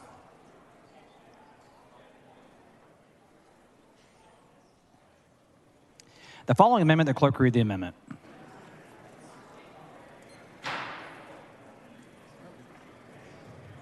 Amendment by Zwiener. The chair recognizes Mrs. Weiner to explain the amendment. Mr. Speaker, members, this is a fairly straightforward clarifying amendment. I do not believe it's going to be acceptable to the author, but I think it's important for us to talk about for a couple reasons. What this amendment does is it adds 2 provisions to the mandatory library collection development standards included in the bill. One of those elements that would be required in the library standards would be to recognize the essential role school libraries play as centers for voluntary inquiry. Representative Patterson in his layout cited the case Pico v. Board of Education. That is the controlling Supreme Court case on book bans in schools. And this is language lifted directly from that case to make sure that we do recognize the importance of libraries as an opportunity for students to explore and engage with other material. The second piece would also require those library standards to recognize that reading is an important educational goal for all students, regardless of which material they choose to read. We have this language in here because there is some concern that potentially not affirming the value of just reading could lead to books being targeted for not being adequately educational. When we know that even if a student is choosing to read Diary of a Wimpy Kid or Beezus and Ramona, that's still educational whether or not those books contain specific TEKs or other goals. Reading itself is the TEK. Members, this would bring the bill more in line with current case law and also best practice around educational standards for students in our schools, and I would urge you to support it. Mr. Patterson, for what purpose? Will the gentlelady yield for a question? I will. The lady yields for questions. The second part of your amendment says that recognizes that reading is an important educational goal for all students, regardless of which material they choose to read. So is it in your intent with this amendment that regardless of any material whatsoever, that that reading that material is an educational goal for students, regardless of the material type? My goal with the amendment is for it to operate in conjunction with the other provisions in that section, which include the provisions you drafted around banning explicit content, content that is pervasively vulgar, et cetera. I don't think this language overrides that. I think it's in conversation with it. My specific concern is you chose to keep the language in the bill around things that are educationally unsuitable. I don't want us to interpret educationally unsuitable to mean doesn't contain the TEKs. And I don't think that's necessarily the intent of your language. I certainly don't think that's the case law around that language. But I think this gives our libraries a little bit more clarity that it's okay to have material that's primarily recreational, but serves that overall goal of literacy and turning students into active readers. Okay, thank you. Members, I urge adoption.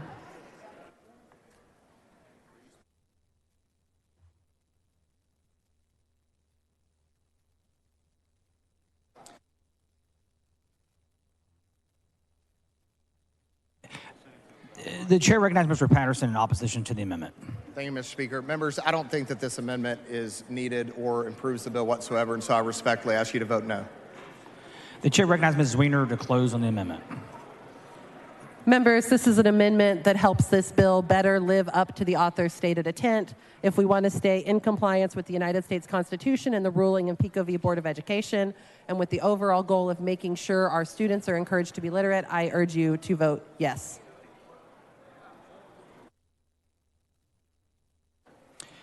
Ms. Zwiener sends up an amendment. It is not acceptable to the author. The question occurs on the adoption of the amendment. All in favor say aye. A record vote has been requested by Ms. Zwiener. The clerk will ring the bell. So Ms. Zwiener voting aye, Mr. Patterson voting nay, Ms. Harrison voting nay, Ms. You're good. Have all members voted? There being 55 ayes and 91 nays, the amendment fails to adopt.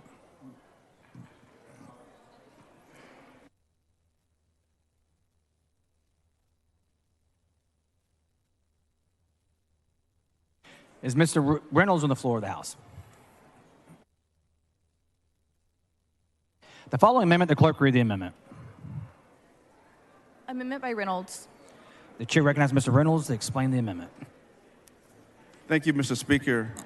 Members, banned books are not new, but they have gained new relevance in an escalating culture war that puts books about racism, sexuality, and gender identity at risk in public schools and libraries. The books most frequently challenged tend to have certain themes in common. Books that have to do with LGBTQ topics or characteristics, books that discuss sexual assault, books that have to do with sex, abortion, teen pregnancy, or puberty, books that have to do with sex education, books that have to do with race and racism, or that center on the protagonists of color, books that have to do with history, specifically that of African Americans, groups that monitor censorship, including the ACLU, PEN America, American Library Association, and the National Coalition Against Censorship, say that since the killing of George Floyd, we are now seeing Black and brown authors increasingly becoming the target of would-be censors. From July 2021 to July 2022, PEN America, America Index of School Members, please take your conversations outside the book rail. bans lists 2,532 instances of individuals' books being banned, affecting 1,648 unique book titles. The 1,648 book titles are by 1,261 different authors, 290 illustrators, and 18 translators, impacting the literary, scholarly, and creative work of 1,553 people altogether. Among the 1,648 unique books banned titles in the index, 674 book titles, 41% explicitly address LGBTQ+ themes or have similar characteristics. 659 banned books titles, 40%, contain protagonists or prominent secondary characters of color. 338 book titles, or 21%, directly address race and racism. 357 banned book titles, or 22%, contain sexual content. 161 banned book titles, or 10%, have themes related to rights and activism. 141 banned books, or 9%, are either biography, autobiography, or memoir, and 64 banned books, or 4%, include characters and stories that reflect religious minorities, such as Jewish, Muslims, and other faith traditions. Members, my amendment is simple. It requires the Commissioner of TEA to report annual to the legislature regarding the books and educational materials being removed from Texas public schools and charter schools. And with that, I move adoption. The chair recognizes Mr. Patterson in opposition to the amendment. Thank you, Mr. Speaker. Members, our perfecting amendment made clear that this is not about anything other than sexually explicit material. And I would also mention that in preparation for the committee hearing that we had, the Public Education Committee, We went back and reviewed information about the authors of the bills, the nearly 3 dozen bills that I've challenged in Frisco ISD, went all the way to the school board with them. Almost 81% of those authors were white, 87% were straight. This is not a race issue or anything like that. This is a problem with sexually explicit material. And so I would ask you to vote no on this amendment. The chair recognizes Mr. Reynolds to close on the amendment. Mr. Speaker, Ms. Weiner, for what purpose? will the gentleman yield for some questions? The gentleman yield for questions. Yes, I will yield. Gentleman for some yields. questions. Thank you, Representative Reynolds. We both know there is a long history of book bans being implemented in a discriminatory manner. Is that correct? Absolutely. And so if the intent of this bill is not to be a discriminatory impact, my read is your report would create a fantastic backstop to make sure that the intent of the bill is matched with what happens in reality. Would you agree? Absolutely. Unequivocally. And have we seen any high-profile attacks on books of people of different genders or different races or different sexual orientations recently? Absolutely. We've seen one of the world-renowned authors, including Toni Morrison, and many, many others, countless, too many to even name right now. But we've seen a heightened movement that has happened since the death of George Floyd. Are you concerned that there might be a different standard of what is considered sexually explicit or sexually relevant in books that feature LGBTQ characters or characters of color than in books that feature straight white characters? Absolutely. All right, well, thank you for your amendment. I appreciate you bringing it. Thank you for those questions.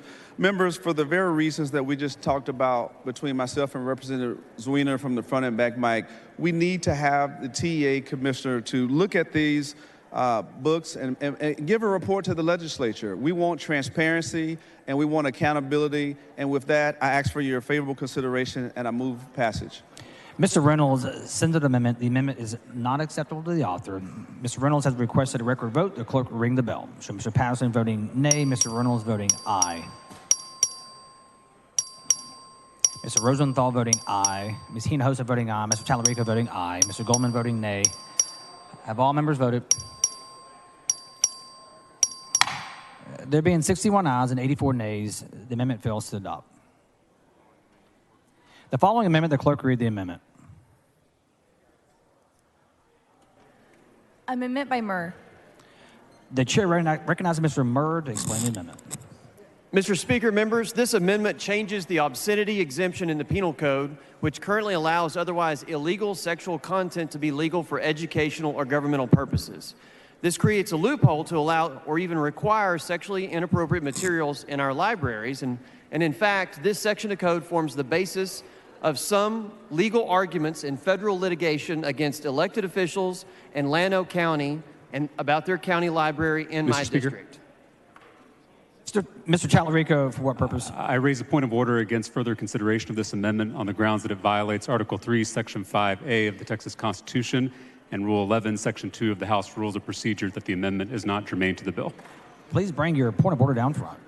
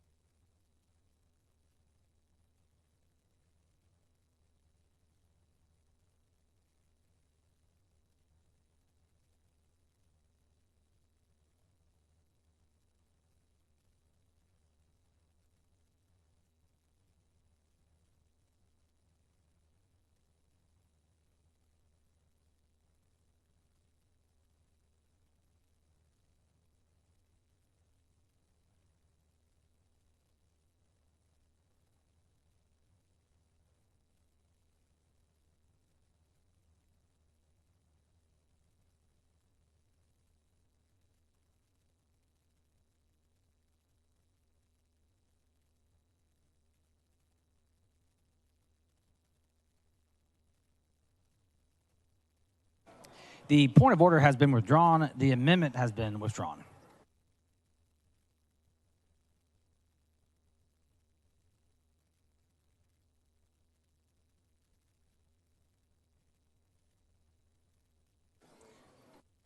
Mr. Rosenthal on the floor of the House.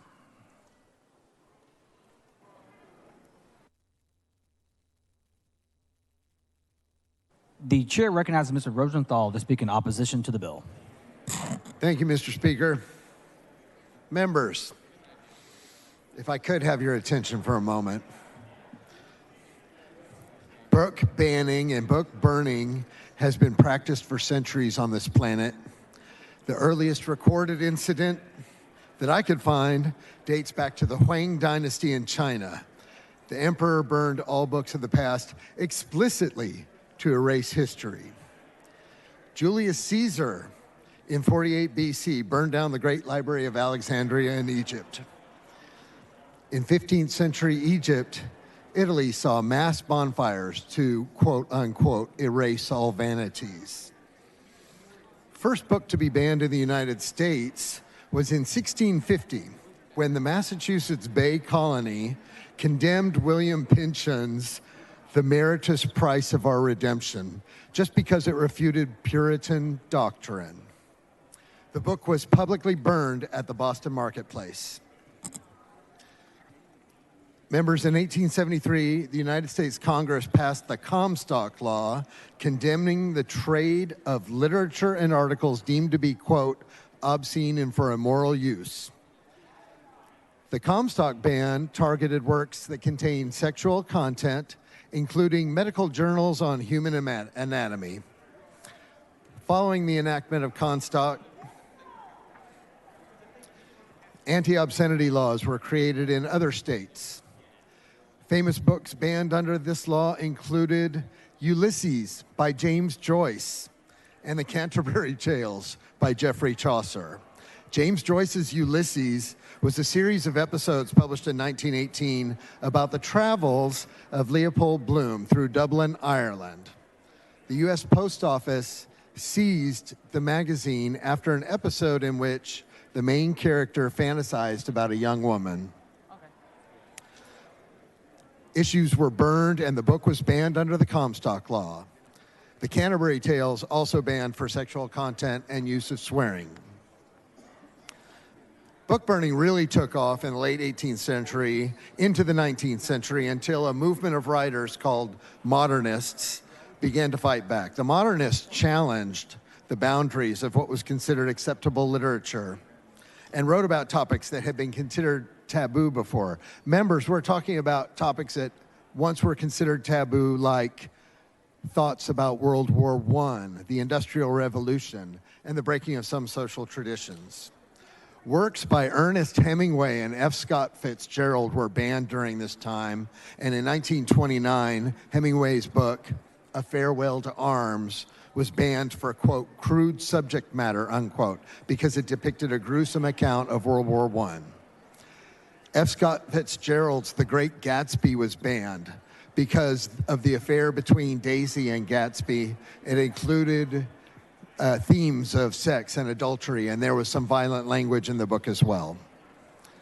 And members, you have to know, the guy named Rosenthal must point out 1930s Germany, when Nazis burned books by the thousand, written by Jews, communists, and others, including works by such controversial authors as Albert Einstein, Sigmund Freud, Ernest Hemingway, Helen Keller, and Jack London. Colleagues, many works that have been banned in the past are considered among the greatest classics we have for us today. Those who have sought to ban books in the past were short-sighted and always on the wrong side of history. The famous poet and philosopher Neil Peart once wrote, quote, "They say there are strangers who threaten us, are immigrants and infidels. They say there is strangeness too dangerous in our theaters and bookstore shelves. Those who know what's best for us must rise and save us from ourselves."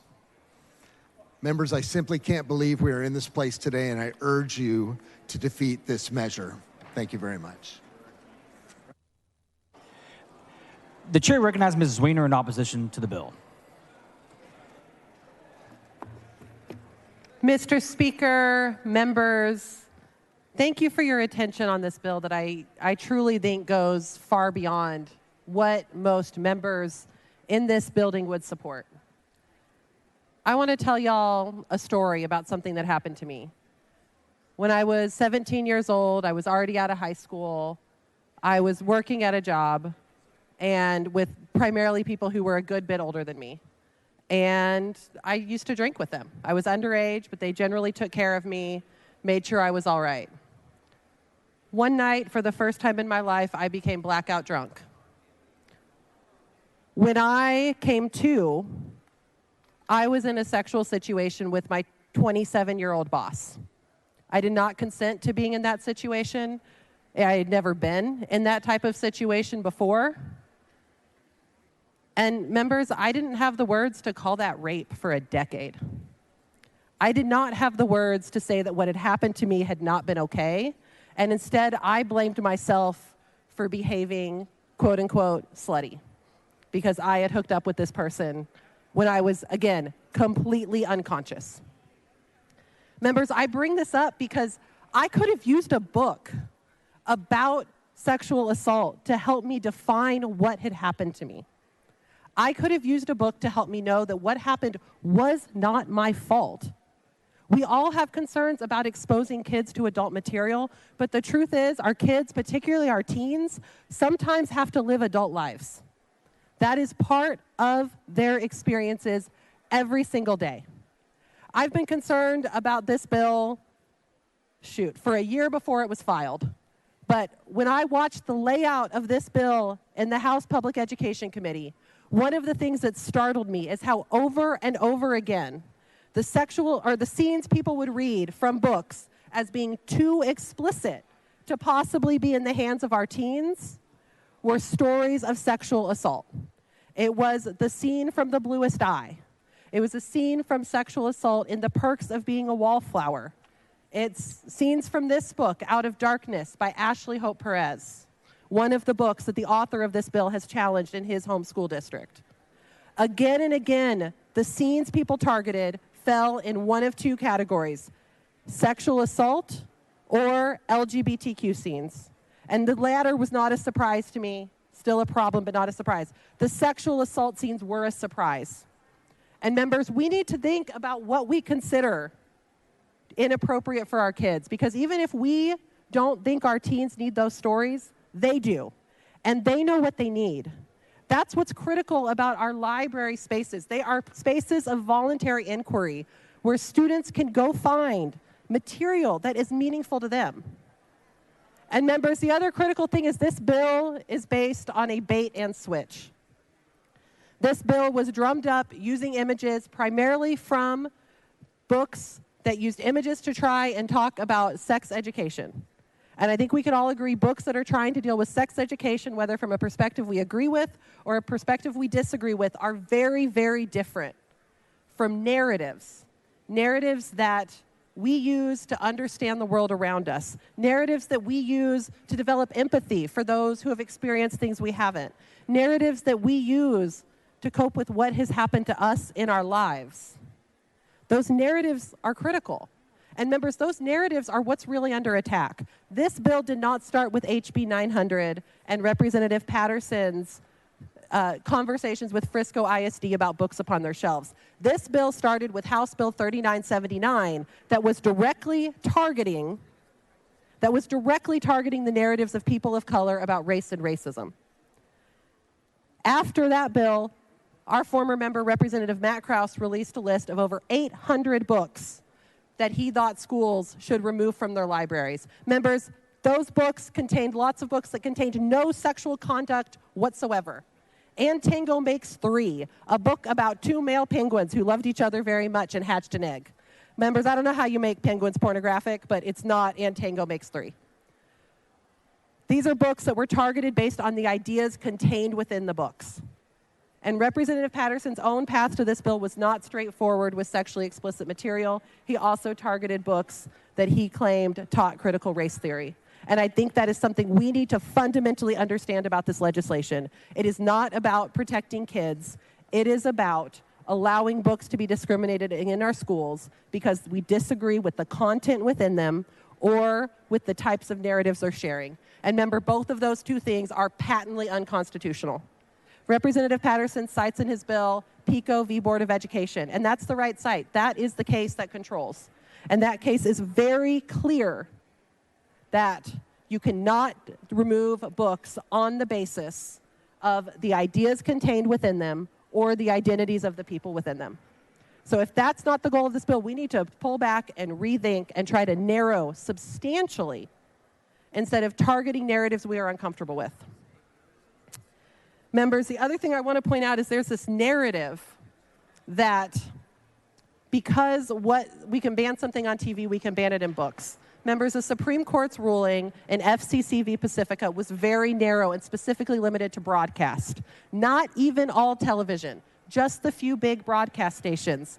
Cable TV does not operate under the same rules. Netflix does not operate under the same rules. The Supreme Court's ruling was narrow on that because broadcast stations were limited and broadcast is pervasive, and potentially parents could not successfully choose to avoid those materials if they wanted to. Kids could not choose to avoid those materials if they want to because you flip on the TV and there it is. Conversely, in PICO, the Supreme Court found that our libraries are centers of voluntary inquiry and our students have First Amendment rights to explore different types of material as well. So that is the standard we need to be working off of, not the FCC standard. The last thing I want to mention is that this bill is unworkable. Our vendors in this bill would be required to label the books they sell.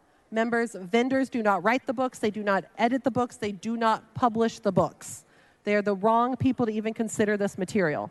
And in addition, this bill would implement a statewide standard for review. This isn't parental empowerment, this is Mike Morath and TEA empowerment, where Mike Morath and TEA would make the decisions for what is allowed in libraries all around the state of Texas. I don't know about y'all, but I would much prefer that the elected board in my hometown be responsible for deciding the books on the shelves versus a commissioner in Austin. And I think most of you would agree with me on that.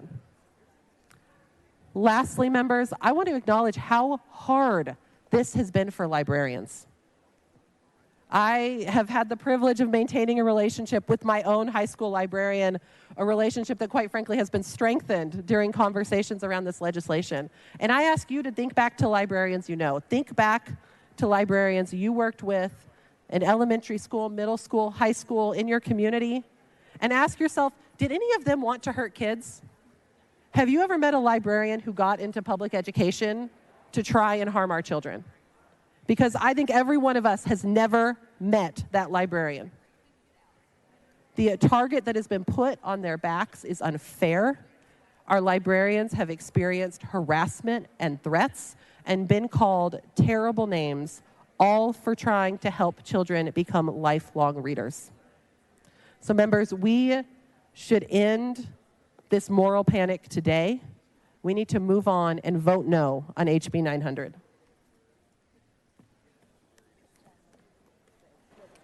The chair recognizes Ms. Thury to speak in favor of the bill.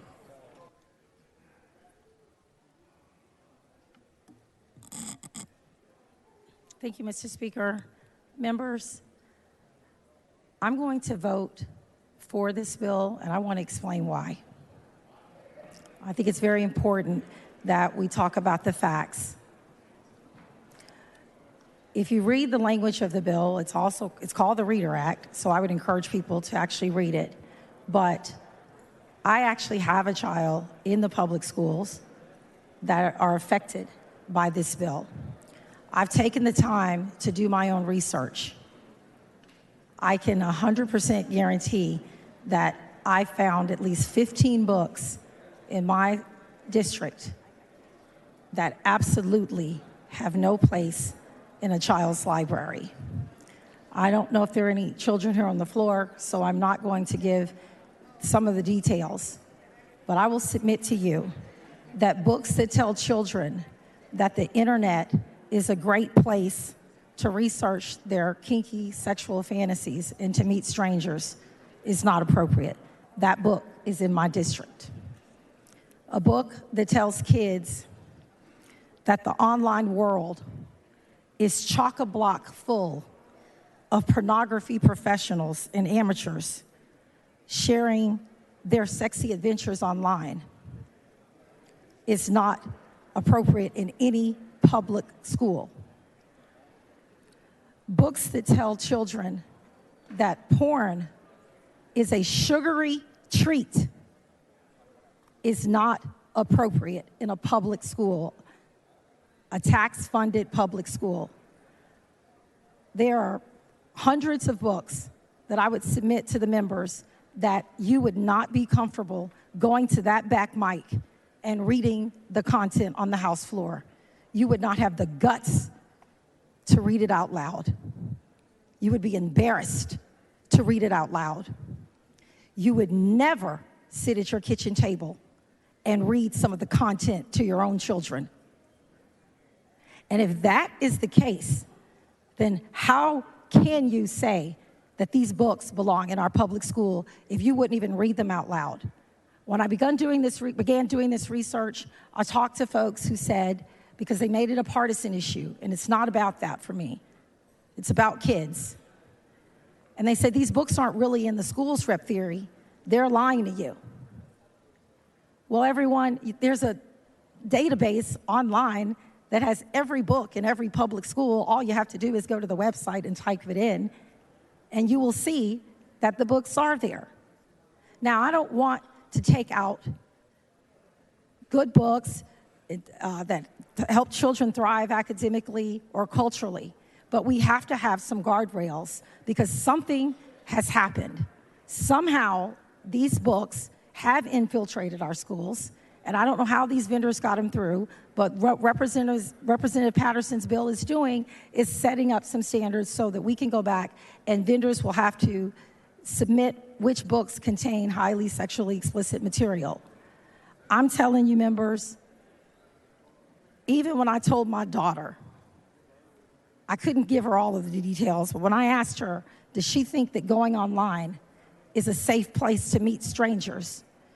She flat out told me, my daughter's only 10, Mom, that goes against everything we've ever been taught.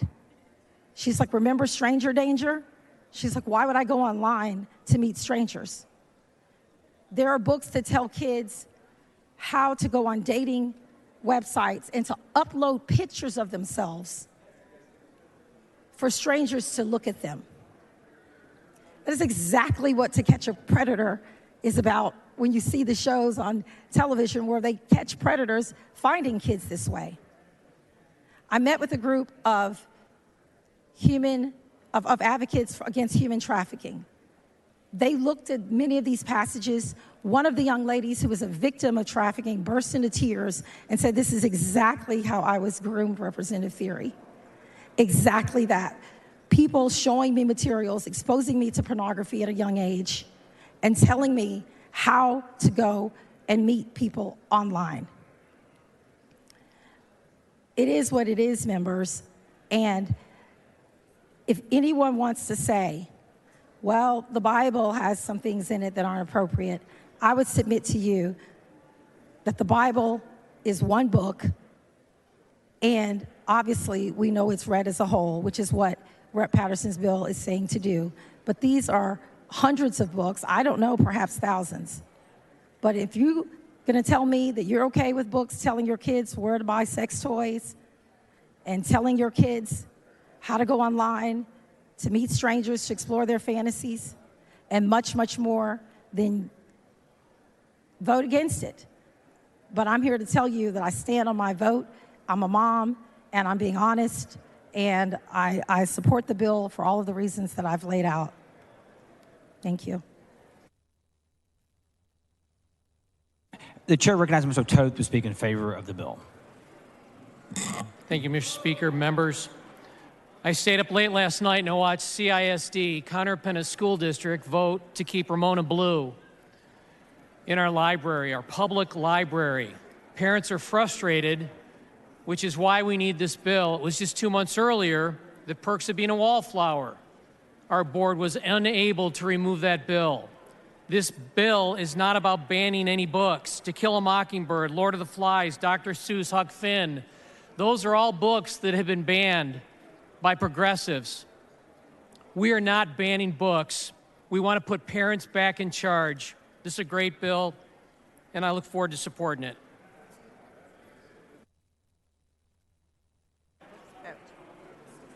The chair recognizes Mr. Patterson to close the bill. Ms. Mr. Speaker. Hinojosa, for what purpose? Will the gentleman yield for questions? The gentleman yield for questions. The gentleman yields. Representative Patterson, we heard a lot of testimony from people who are very concerned in committee about your bill. And we heard from parents, we heard from teachers, we heard from librarians. And I think the concern comes from a place of understanding how special and important our libraries are.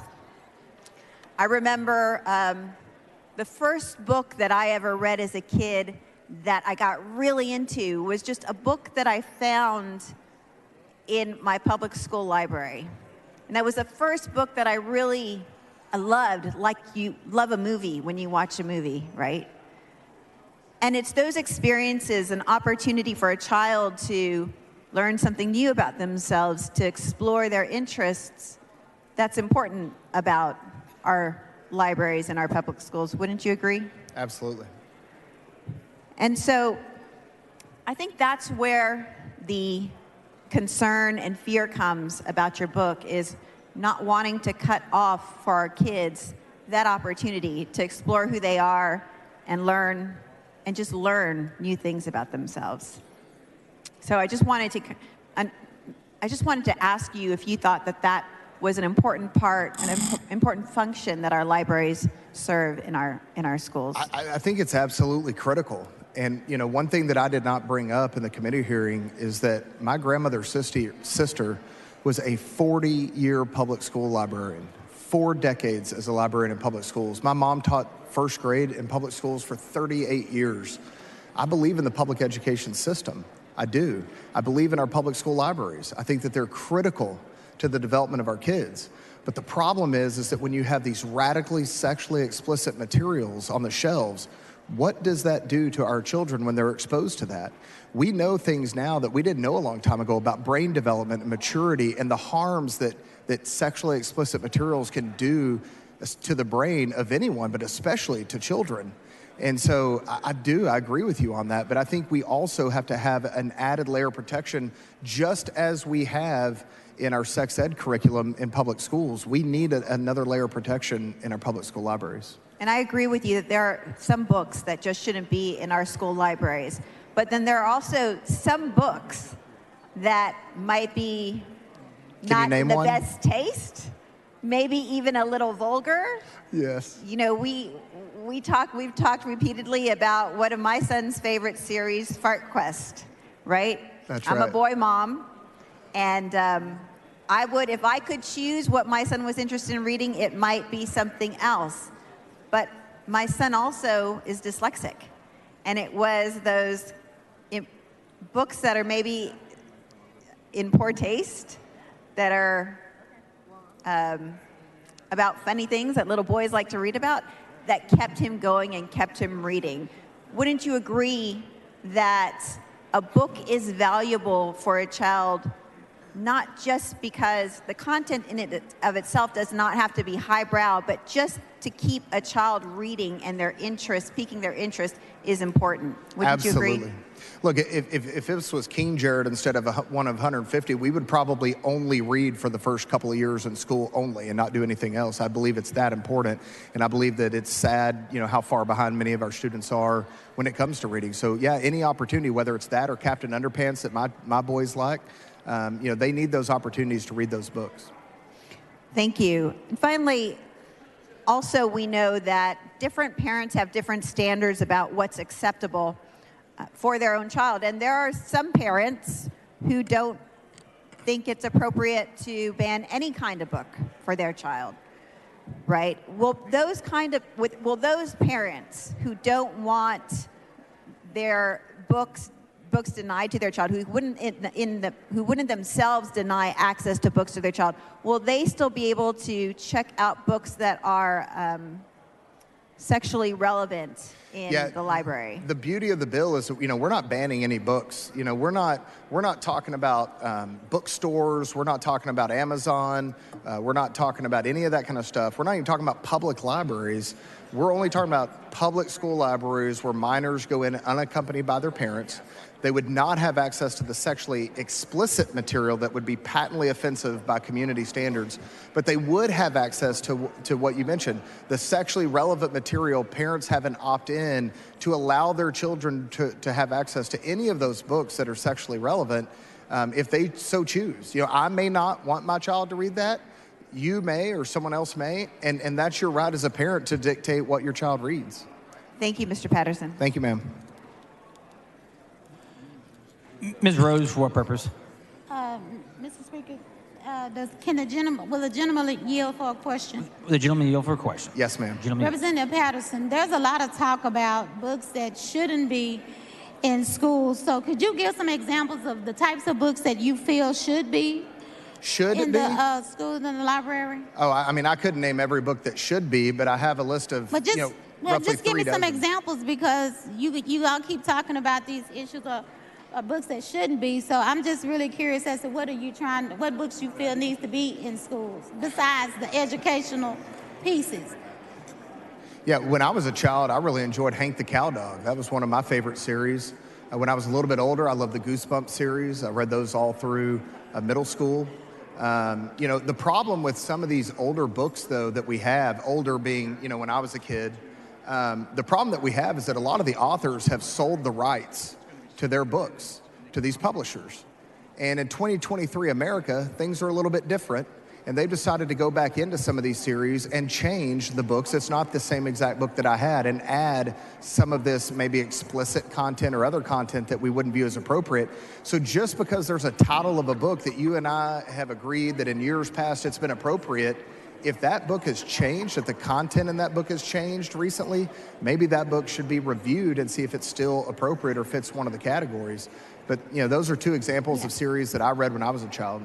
Okay, well, let me ask you this. So who's going to determine, who's going to make the decision that what book is appropriate and what book is not appropriate? Well, we do as a legislature, first and foremost. In this bill, we have crafted very specific definitions of sexually explicit material, pulling from existing words and existing statute in the penal code. So we have a very specific example of what is sexually explicit. The book vendors, the ones that are selling the books to the schools themselves, they are the ones that are forced to rate the books either sexually explicit or sexually relevant. The reason we're having the book vendors do it is because they are the ones with the direct financial relationship with the school districts themselves. So they're the only party that has a financial incentive to do this and do it the right way. If they don't rate a book appropriately, then that book can be challenged up to TEA.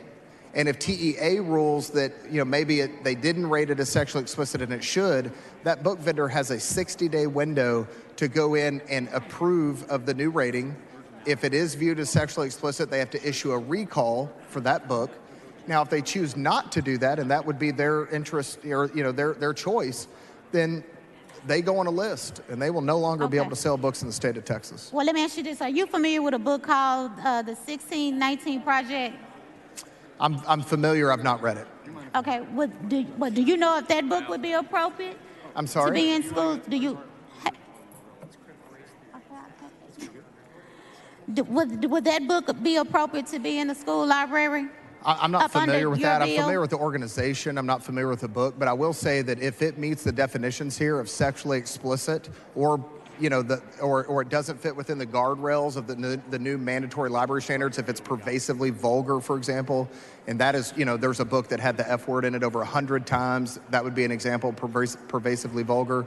Or if it was educationally unsuitable, then no, it should not be in the public schools, but I'm not familiar with that book. Well, the 1619 Project talks about the beginning of slavery and talks about slavery for the 400 to 2019. So I do think that it would be appropriate, but I just wanted to be clear if that was something that you wanted to make sure there was not a book or books in that that deal with slavery or anything of our history in America is not trying to be depleted from the libraries. Oh, no, ma'am. I mean, I think our history is very important. I think that we ought to learn everything about slavery and what happened and the wrongs in America for a lot of years, too many years. But none of that is covered in this bill whatsoever. Okay. Thank you, my friend. Thank you, ma'am. Representative Vanchia, for what purpose? Mr. Speaker, I move that the entirety of this debate be reduced to writing and placed in the journal. Members, you heard the motion. Is there objection? Chair is none. Thank you. So ordered. Mr. Tallarico, for what purpose? Does the gentleman yield for some questions? Gentleman yield for questions? Yes. The gentleman yields. Thank you, Representative Patterson. Thank you for having this conversation about this bill over the last few weeks. I think we both share the same goal of keeping any pornographic material out of our school libraries. As you know, as a former teacher, that's the last thing I want in our school libraries. The concern in the Public Education Committee hearing was that the definitions in that version of the bill were so broad that the concern was that it would include classic books like Lonesome Dove. But just want to thank you for your work on the bill so far. And it's your understanding that those classics would now, based on your perfecting amendment, not be included in any of these removals. Yeah, if there's a classic piece of literature that, especially that's part of curriculum in a school, then those would be exempted from this bill.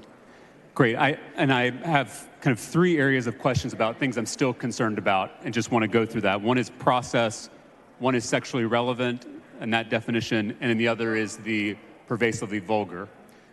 So first on process, as you know, I'm concerned about this vendor rating system because we've talked about this in the publishing world. Publishers know what's in a book. Vendors tend to be the middlemen who just sell the book to customers.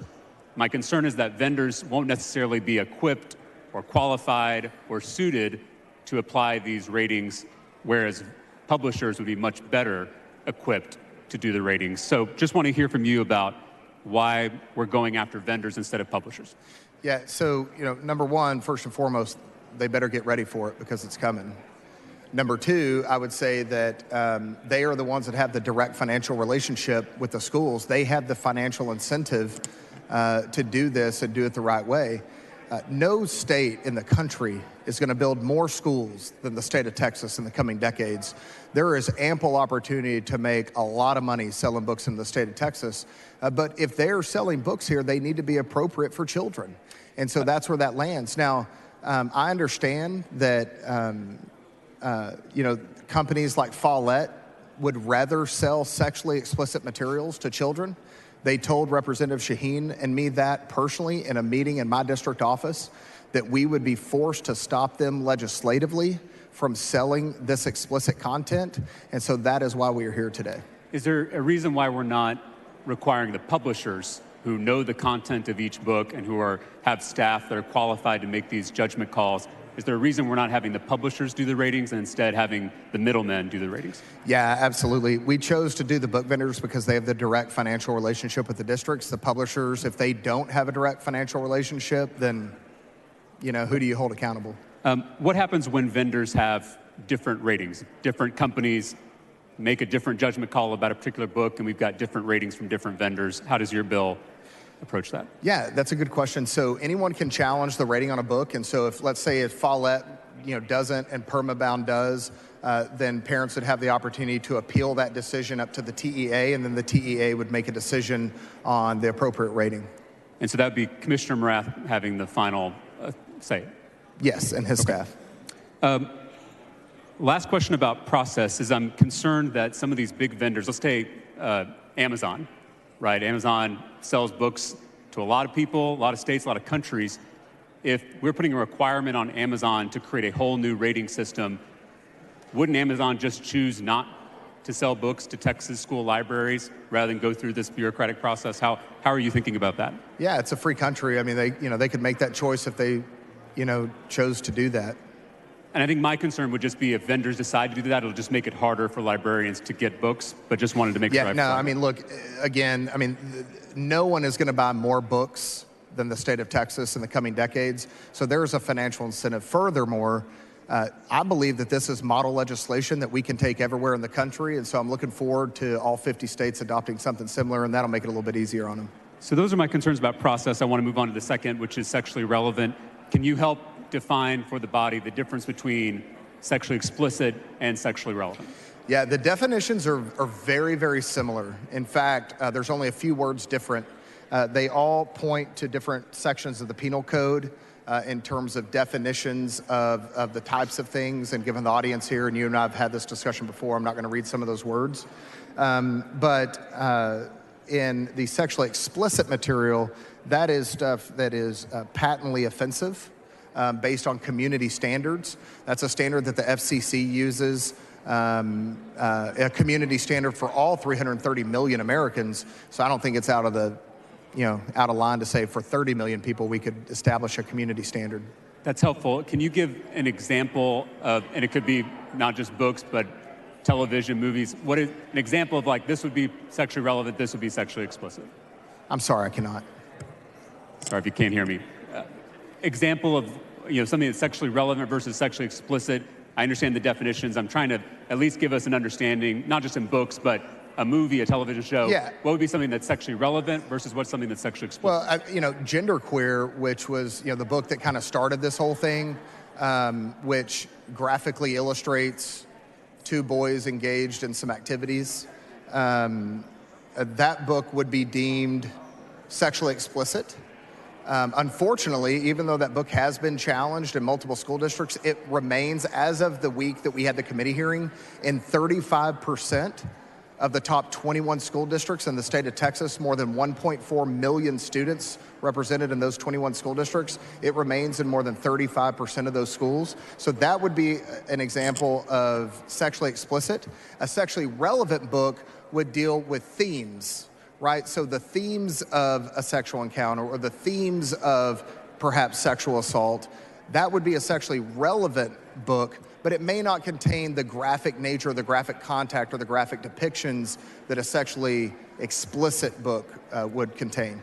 That's how. Any example about sexually relevant? I thank you for the example on sexually explicit. Any example that you have for sexually relevant right now? I don't right now. Okay. This is my last line of questioning about probably the part I'm most concerned about, and I know you and I have gone back and forth about this, is the pervasively vulgar and educationally unsuitable. There is not currently a definition of what pervasively vulgar is in the bill. Is that right? Members, please take your conversations outside the rails. I can repeat the question. So my question is, in your bill currently, there's not a definition anywhere about what pervasively vulgar means. Is that fair to say? That's fair. And the same is true for educationally unsuitable. We don't currently have a definition of the bill for what that means.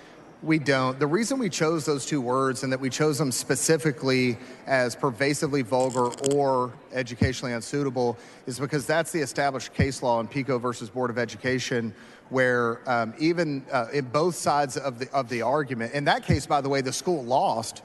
So it is established law that you cannot pull a book because of political ideology or content, but the First Amendment stops, especially for children, when it comes to things that are pervasively vulgar or things that are educationally unsuitable. So that's why we chose those words. I have the Webster definition of vulgar if you'd like. I want to get to that. I do want to get to that, but I just want to talk about the PICO case. You mentioned the Supreme Court case. And in the PICO case, those two terms are also not defined because I read through it. Right. And in fact, the case refers to those terms being vague. And it says educational suitability, this is what I'm quoting from the Supreme Court case, is a standardless phrase, Is that correct?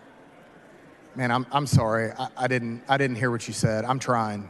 Do you mind repeating? Thank you.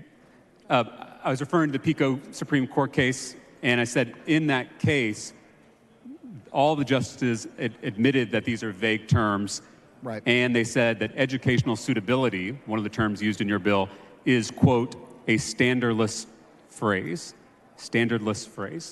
So I just want to acknowledge that there's not a definition here. There's also not a definition in the Supreme Court case. Yeah, and the beauty of the bill, as it relates to those two terms, is the book ratings are not going to be judged based on that. Basically, what we did is we pulled from established case law, both PICO and some FCC established Supreme Court cases, to try to put some guardrails up. But that's the guardrails are on the collection development standards. Right. So the collection development standards, we've got these guardrails there, but that's going to be developed by TSLAC and then approved by the SBOE. So I would imagine that all of this would be determined with discussions at TSLAC about how this should go and what these standards should be, given the guardrails in the bill. And then that would have to be approved by another body of elected officials. The SBOE would have to, say yay or nay on those standards. Yeah, that's my concern, because I feel like we've made a lot of progress in this bill defining sexually explicit and making sure that those definitions are clear. But these terms, pervasively vulgar and educationally unsuitable, are not defined. They're also not defined in the Supreme Court case that it's citing. And I guess... Gentleman's time has expired. Motion to extend time. That's fine. Members, is there objection to the extension of time? Chair hears none. So. Thank you, Mr. Speaker. So these terms aren't defined, and I just want to make clear, right now it's optional, or it's a may for libraries to take out anything they deem pervasively vulgar or educationally unsuitable. But in the bill, we'd be making it a shall, a requirement. Is that a fair statement? Again, it's the guardrails. Those actual, the logistics of how that would work will go through TSLAC, approved by the SBOE. Pervasive, according to the dictionary, says existing in or spreading through every part of something. Yep. So, for example, if there's, perhaps one bad word in a book, that may not be enough to challenge the book. But as the example I gave earlier, and I cannot recall the title, but there was a book in Frisco ISD where well over 100 times it used the F word in the book. That would be deemed as pervasively vulgar. So since it's not defined in the bill, we're going to have to go off of definitions from, Merriam-Webster Dictionary. You cited pervasive, meaning existing in or spreading through every part of something. That's exactly the definition I have. For vulgar, I don't know if you have the definition, but I looked at Merriam-Webster, lacking in cultivation, perception, or taste, or offensive in language. Or morally crude or undeveloped. Yeah, Sure. I mean, there's lewdly or profanely indecent. So, and this is my last question. This is my concern. If we're taking those two definitions, which I agree, pervasive means it's existing throughout, vulgar means all these things, including offensive language. The book that I've mentioned to you is Catcher in the Rye, right? And I brought my copy of Catcher in the Rye. This is actually my grandmother's copy, was her favorite book, gave it to me before she died. One of the most classic American works in literature. We both talked about that it's been in schools before. It's something that students should read, should be exposed to, given that it's one of the greatest works in American literature. Is that fair to say? Absolutely. So my concern, though, and this is why, and I'm not saying this is your intent, my concern is that if we are now mandating that libraries remove anything that's pervasively vulgar, that may include Catcher in the Rye, because Catcher in the Rye, as I've mentioned to you before, has more than 200 curse words.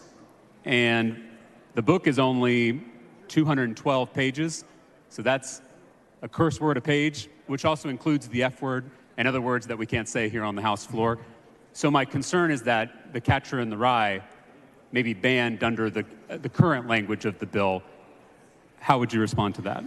Yeah, I mean, number one, I think Catcher in the Rye should be in the approved curriculum of pretty much any public school in the state of Texas. And if it is, then it would be exempted from this bill. So classic works of literature is certainly not the target of this bill. That's why we added the curriculum standard. If it meets the overall curriculum in the state, is backed up and supported by the TEKS, then it should be included in our public schools. That's kind of our catch-all to make sure that we are not going too far with this bill.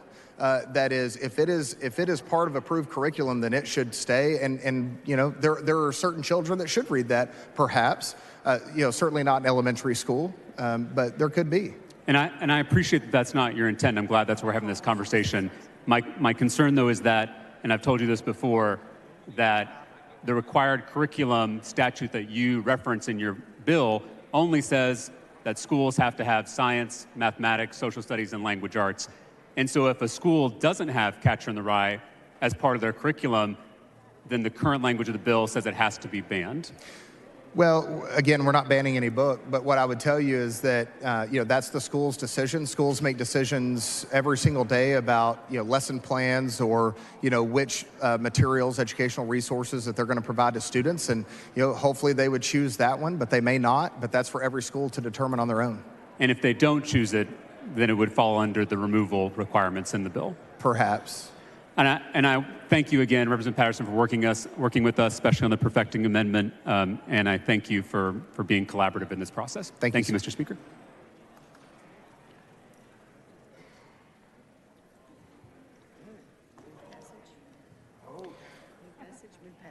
Okay, so real quick, I know this has been a long discussion, but this bill has been a long time coming. It's been an 18-month fight. And there's two groups of people that I want to thank for helping me do all of this. Number one, the brave moms and teachers who are standing up all across the state to fight against these sexually explicit materials in their kids' public schools and the public schools that they teach in. And number two, my staff who has worked tirelessly for a year and a half, and especially this session, to prepare what I believe to be an excellent piece of legislation. And with that, I move passage. Question occurs on passage to engrossment of House Bill 900. A record vote has been requested by Representative Kane. I'll give you time to get to your desks. A record vote is granted. The clerk will ring the bell.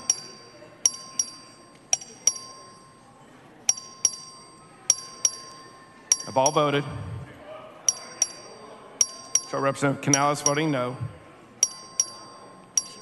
Have all voted? I mean, 96 ayes and 53 nays. House Bill 900 is passed to engrossment. Sorry.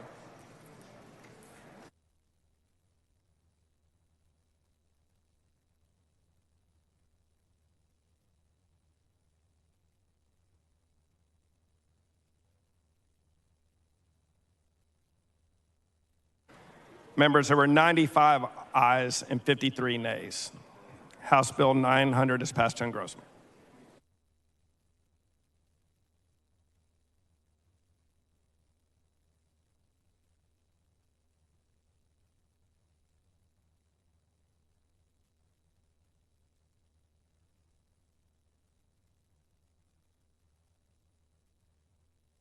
Chair lays out on second reading House Bill 458. Clerk will read the bill. HB 458 by Craddock, relating to the period within which the Texas Juvenile Justice Department must accept custody of a person committed to the department. Chair recognizes Representative Craddock to explain the bill.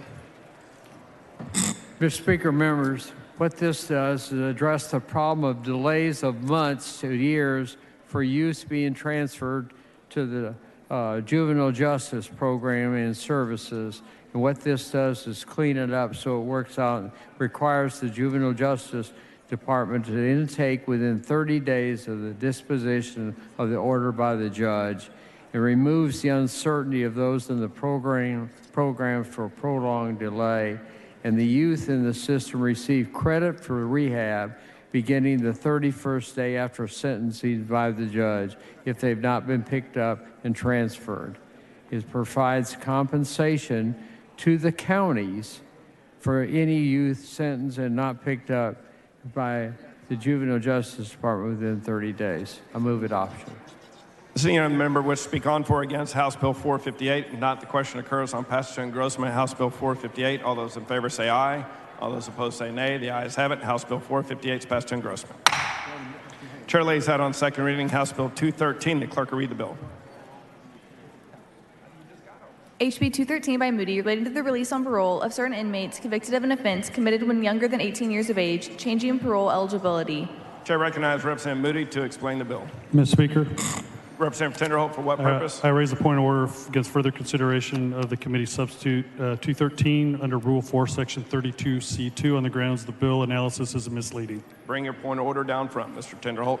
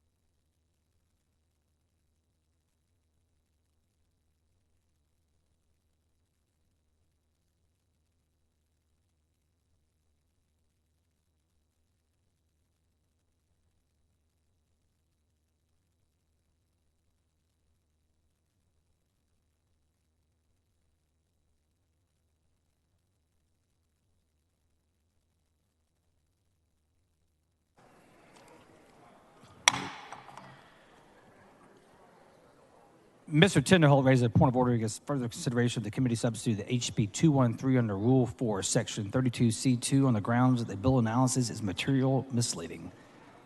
Section 2 of the bill specifies jury instruction to be delivered in writing during the penalty phase of certain trials and consists of roughly 2 pages and a 5-page bill. The bill analyzes the detailed jury instructions, which include references to law not being amended by the bill. With a cursory reference to the language of the bill, with a cursory to the language specified by the bill. The bill analysis provides insufficient detail concerning the jury instruction and thus is material misleading. Accordingly, the point of order is well taken and sustained.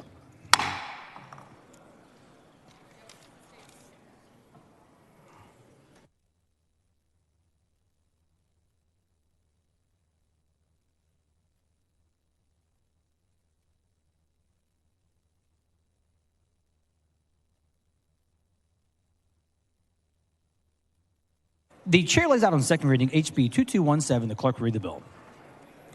HB 2217 by Button, relating to the regulation of the practice of public accountancy. The chair recognizes Ms. Button to explain the bill. Thank you, Mr. Speaker. Members, this bill serves to modernize some outdated practices and language in the Accountancy Act to help the Board of Public Accountancy better serve accountants and CPAs, protect clients and the professionals, keep status up to date. Move passage. The question occurs on passage of goes from HB 2217. All in favor say aye. Opposed say nay. The ayes have it. HB 2217 is passed in engrossment. The chair lays out on second reading HB 188. The clerk will read the bill. HB 188 by Moody, related to certain sentencing procedures in a capital case. The chair recognizes Mr. Moody to explain the bill. Thank you, Mr. Speaker. Members, House Bill 188 is a bill about clarity in the most serious thing the government can be involved in, which is taking a life. We have jury instructions in death penalty cases that are confusing and misleading, and that's caused real-world results that didn't reflect the will of the jury. This bill rectifies that, and I move passage. The question occurs on passage of engrossment HB 188. All in favor say aye. Opposed say nay. The ayes have it. HB 188 is passed in engrossment. The chair lays out on second reading HB 2224. The clerk will read the bill. HB 2224 by Hernandez, relating to the authority of a municipality to alter speed limits. The chair recognizes Mr. Hernandez to explain the bill. Thank you, Mr. Speaker and members. House Bill 2224 would make streets safer by extending the option for municipalities to declare a lower speed limit in residential streets without requiring them to perform an engineering or traffic investigation, as is already allowed for counties. I move passage. The question occurs on passage of engrossment HB 2224. It's a record vote requested by Ms. Isaac. The clerk will ring the bell. Chair Mr. Hernandez voting aye.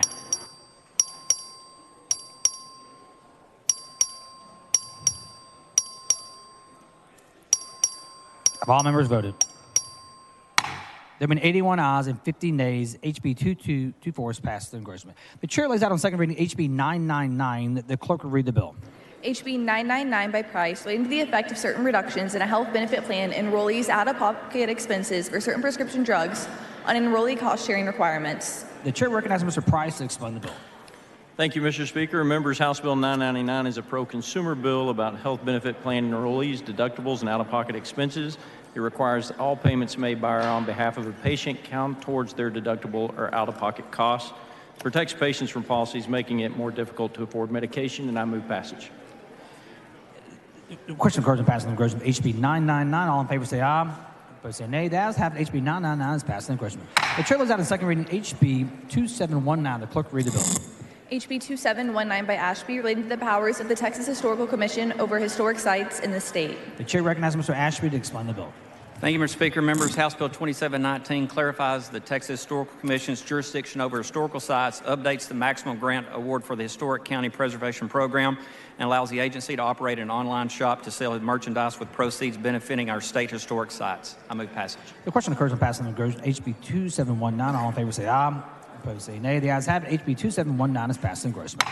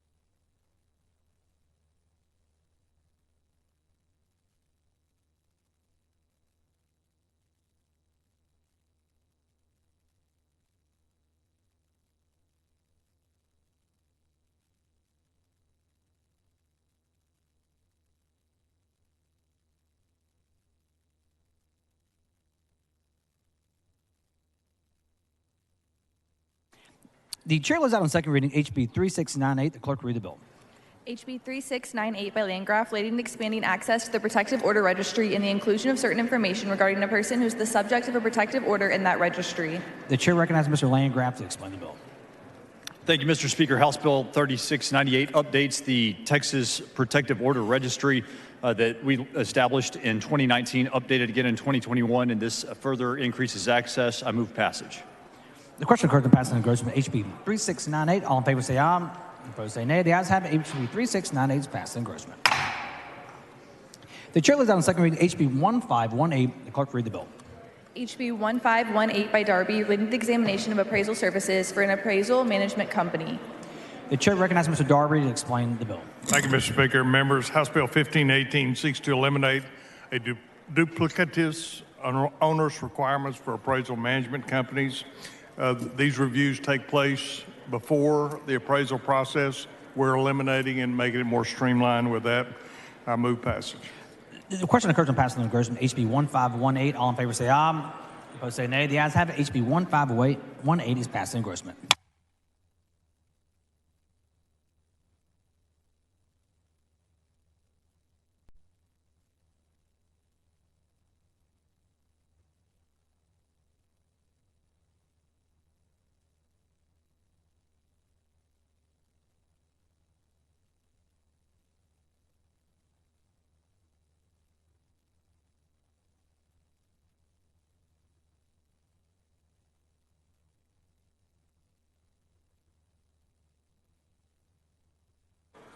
The chair lays out on second reading HB 1666. The clerk will read the bill.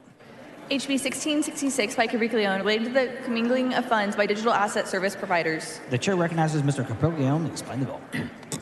Mr. Speaker, members, House Bill 1666 seeks to regulate digital asset service providers to ensure consumer funds are secure and protected. The bill requires providers to verify to the Department of Banking that they do not commingle customer funds with corporate assets and that they are maintaining sufficient reserves to cover their liabilities to consumers. Members, I do have an amendment. The following amendment, the clerk will read the amendment. Amendment by Capriglione. The chair recognizes Mr. Capriglione to explain the amendment. I was going to ask if you wanted this to be a third reading amendment, but for now, members, this amendment incorporates a few clarifications and changes. It clarifies that digital asset service providers do not need to keep multiple sets of reserves. It allows for fiat currency and stable coins to be regulated under, etc. Anyway, this amendment is acceptable to the author. Mr. Capriglione says the amendment is acceptable to the author's objection to the adoption of the amendment. Chair hears none. The amendment is adopted. The chair recognizes Mr. Capriglione to close on the bill. I move passage. The question occurs on passage of engrossment of HB 1666. A record of vote has been requested by Mr. Kane. The clerk will ring the bell. Mr. Leach voting aye. Mr. Capriglione voting aye. Mr. Harris voting aye. Dr. Oliverson voting aye. Mr. Toth voting aye. Have all members voted? 147 ayes and 0 nays. HB 1666 is passed in engrossment. The chair lays out on second reading HB 995. The clerk will read the bill. Relating to line of duty illness or injury leave for Sheriff's Department civil service systems in certain counties. The chair recognizes Mr. Munoz to explain the bill. Thank you, Mr. Speaker and members. This would allow Sheriff's Office civil service in counties with a population of 500,000 or more to allow an officer injured in the line of duty to be allowed to leave for up to a year to recover from their injury and come back to duty. Move passage. The question occurs on passage of engrossment HB 995. All in favor say aye. Opposed say nay. The ayes have it. HB 995 is passed in engrossment. The chair lays out on second reading HB 1212. The clerk will read the bill. HB 1212 by Jeton, relating to verification of excused absences from public school for the purpose of observing religious holy days. The chair recognizes Mr. Jeton to explain the bill. Thank you, Mr. Speaker. House Bill 1212 allows parents note to be sufficient for an excused absence if the child is absent due to a religious holiday. Move passage. The question occurs on passage of engrossment HB 1212. All in favor say aye. Opposed say nay. The ayes have it. HB 1212 is passed in engrossment. The chair lays out on second reading HB 1277. The clerk will read the bill. HB 1277 by Kane, relating to pedestrian use of a sidewalk. The chair recognizes Mr. Kane to explain the bill. Thank Thank you, Mr. Speaker. Members, Section 552.06B of the Transportation Code currently stipulates that a pedestrian walking along a highway must, if possible, walk on the left side of the roadway or the shore of the highway facing oncoming traffic. Well, this may seem like a reasonable requirement. It has led to unnecessary arrest and detainment of pedestrians by law enforcement. This bill seeks to repeal that and eliminate the mandate that you have to walk on the wrong left side of the roadway or the shore of the highway facing oncoming traffic. The point is, it shouldn't be illegal to walk on the roadway if there's no sidewalk. To be clear, the bill leaves in place subsection A of that section that prohibits pedestrians from walking along on a roadway if an adjacent sidewalk is provided. So this only applies when there's no sidewalk. Last session, we passed out an identical piece like this, but it died in the Senate. Let's send it back over there. I move passage. The question occurs in passing goes with HB 1277. A record of vote has been requested by Mr. Schnapsline. The clerk ring the bell. Mr. Kane voting aye. Mr. Basu voting aye. Mr. Frazier voting aye.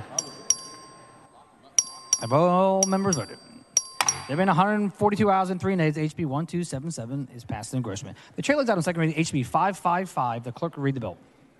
HB 555 by Vasu related to the duration of a special open hunting season for game animals and certain game birds taken by persons under 17 years of age. The chair recognizes Mr. Vasu to explain the bill.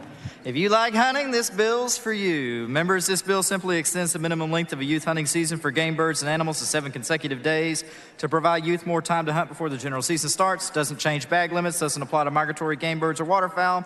We actually passed this bill last session. I have an amendment. The following amendment, the clerk will read the amendment. Amendment by Vasu. The chair recognizes Mr. Vasu to explain the amendment. Thank you, Mr. Speaker. Members, this amendment simply names the bill in honor of Colton Bergen, the young constituent in my district who brought this issue to my attention. Move adoption. Mr. Vasu sent out an amendment. The amendment is acceptable to the author's objection to the option amendment. Chair hears none. The amendment is adopted. The chair recognizes Mr. Vasu to close on the bill. Move passage. The question occurs on passage of engrossment HB 555. All in favor say aye. Opposed say nay. The ayes have it. HB 555 is passed in engrossment. The chair leads out on second reading HB 1736. The clerk will read the bill. HB 1736 by Leach relating to the extent of a defendant's criminal responsibility for the conduct of a co-conspirator in a capital murder case and the review of certain convictions by the Board of Pardons and Paroles. The chair recognizes Mr. Leach to explain the bill. Thank you, Mr. Speaker. Members, I'm not accepting papers. Thank you, Representative.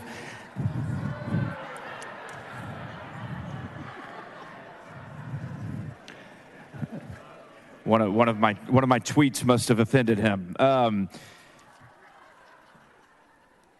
Mr. Speaker, members, this is an important priority for the House, criminal justice priority relating to the law of parties. This is an important piece of legislation that we've passed previously. Last session, we passed it 135 to 6. Mr. Wally, for what purpose? Is this Jeff Leach at the front mic? The chair is advised that is Mr. Would Representative Leach yield for a few questions? Would the gentleman yield for questions? Yes, I will. Would you accept this envelope, the contents of this I'm not envelope accepting in here? anything else today from anyone, no.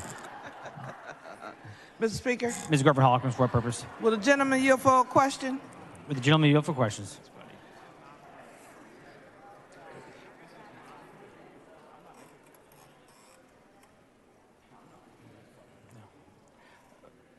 The gentleman yields for questions. Thank you, Representative Leach. I just want clarity. Does this bill impact or have any effect on the law of parties? Yes, thank you, Representative Gervin Hawkins. That's what this bill is all about. It's the law of parties. Good question. Could you explain it to us? Yes, thank you. Thank you for the question.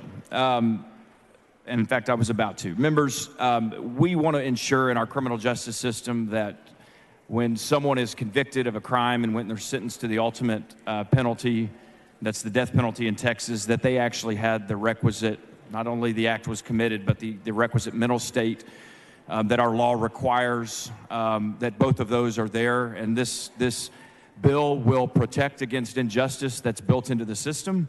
This brings Texas in alignment with current Eighth Amendment standards and by stating that to be convicted of capital murder, so we're not talking life in prison, we're talking capital murder under the conspirator party rule, a defendant must have been a major participant in the underlying conspiracy, Representative. That's all the bill does. So it's not an automatic conviction on the individuals that was with the perpetrator? Can you repeat the question? It's my understanding as the law stands now, if you're riding in a vehicle with someone who commits a crime, a capital crime, that you are automatically convicted as basically a guilty party and could get the ultimate sentence. You're not. I understand the question. You're not automatically convicted, but in some cases you can be charged and convicted and ultimately sentenced to death in Texas, even when you may not have killed anybody, and even when you may not have known anyone was going to be killed. So let me give you an example. We've talked in this house before about the case of Jeff Wood. Jeff Wood is he's still on death row for a murder that was committed back around 1995, 1996. Jeff was the getaway driver for what was supposed to be a robbery of a convenience store. He drove his friend to the convenience store. Actually, they weren't friends, but he drove this individual to the convenience store. He went in to commit the robbery. Unknowing to Jeff, who was driving the car, the individual had hidden a firearm in his waistband. Jeff had no knowledge of that. The clerk at the convenience store fought back. The individual then pulled the gun and shot and killed him. That individual was sentenced to was convicted of capital murder, sentenced to death, was actually executed in the state of Texas about 20 years ago. Jeff Wood, who was, yes, there, and yes, committed a crime in being there, but Jeff has been sitting on death row for nearly 30 years. And all this bill would do is not prevent Jeff from being sentenced to life in prison, but it will prevent the death penalty from being applied there, because the supporters of the bill, including myself and courts across the nation, are arguing now and taking the position that if you did not have the requisite mental state to be convicted of capital murder, then you should not therefore be sentenced to death. Is it only related to the mental state, or is it also related just to the lack of knowledge of what the perpetrator did?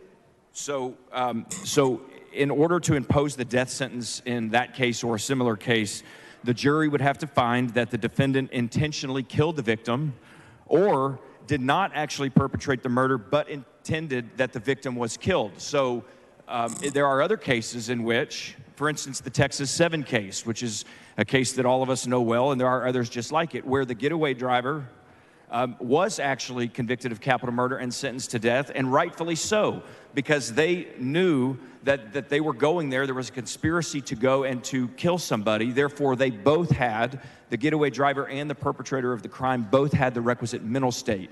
In other words, but for the getaway driver driving him there, the homicide would not have occurred. So in that case, the death penalty would still be on the table. Capital murder would still be on the table. But in the case where a unknowing participant did not know that someone's going to be killed, did not intend for someone to be killed, that would take the death penalty off the table. Great. Thank you. Thank you, Representative. Members, this is an important criminal justice reform, I believe, for the state of Texas. Like I said, we passed it 135-6 last session. Thanks so many of you for your support then, and I hope to have it again now. It went over to the Senate last session after a strong vote in this House and did not get referred to committee, much less a hearing or a vote. I hope that this session is different. I would ask that you stand with me and resoundingly support this bill so that we can get it to the Senate and hopefully to the governor's desk. And with that, Mr. Speaker, I move passage. The question occurs on passing the engrossment, HB 1736. All in favor say aye. Opposed say nay. The ayes have it. HB 1736 passes engrossment. The chair lays out on second reading HB 2060. The clerk will read the bill. HB 2060 by Capriglione, related to the creation of the Artificial Intelligence Advisory Council. The chair recognizes Mr. Capriglione to explain the bill. Mr. Speaker, members, I want to begin by acknowledging that the talking points for my speech today were provided by the AI language model ChatGPT.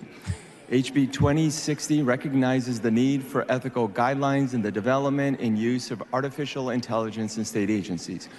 While AI has proven to be effective in streamlining government services, it is important that we ensure these systems are developed and used in a responsible manner. HB 2060 establishes the Artificial Intelligence Advisory Council, which is composed of experts in ethics, AI systems, law enforcement, legal rights, and members of the House and Senate. AI has the potential to transform every corner of government, including the legislative branch. Who knows, maybe one day we'll have an AI member of the House and I won't be the only member who sounds like a robot. Mr. Thompson, for what purpose? Mr. Speaker, could I ask a question of The gentleman yield for author of the questions. I do, yes. The gentleman yield. The AI that you're speaking of, how does it refer to a third reading amendment? What is that? What does that look like in AI? So shockingly, it has at some point read almost everything that's been on the internet, including legislation and amendments. And so it has actually a pretty good concept of how bills are organized, they're structured, and it does also understand the amendment process. So it does allow for amendment, even though it's artificial intelligence? You can, yes, you can go and say, this is the bill that I want, this is how I want to edit, can you work on how I would support an amendment? I wish I hadn't asked this question. Thank you. Okay, yeah, me too.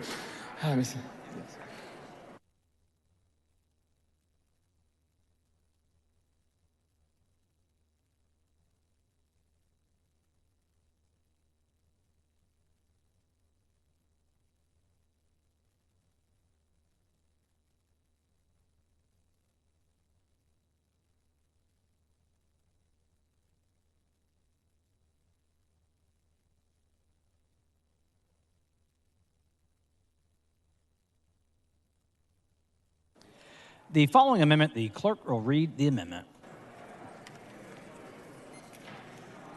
Amendment by Lalani. The chair recognizes Dr. Lalani to explain the amendment.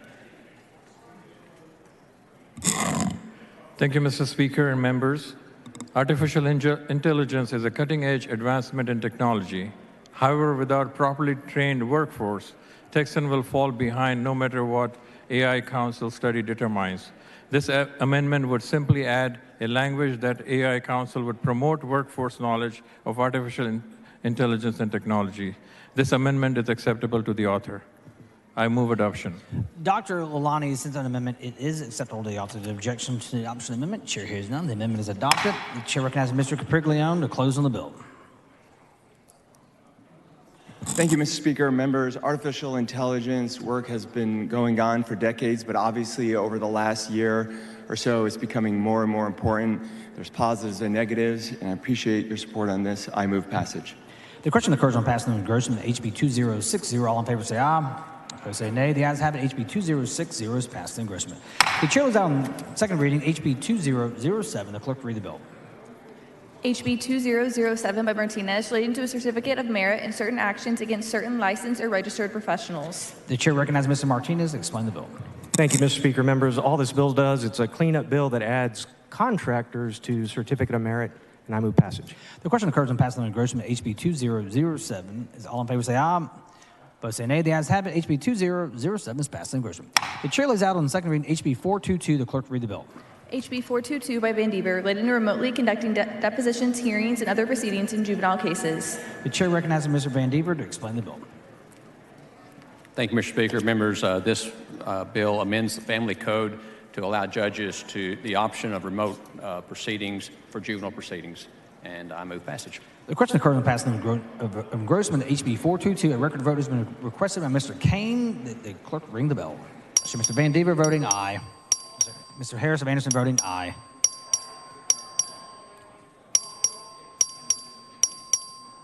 Have all members voted?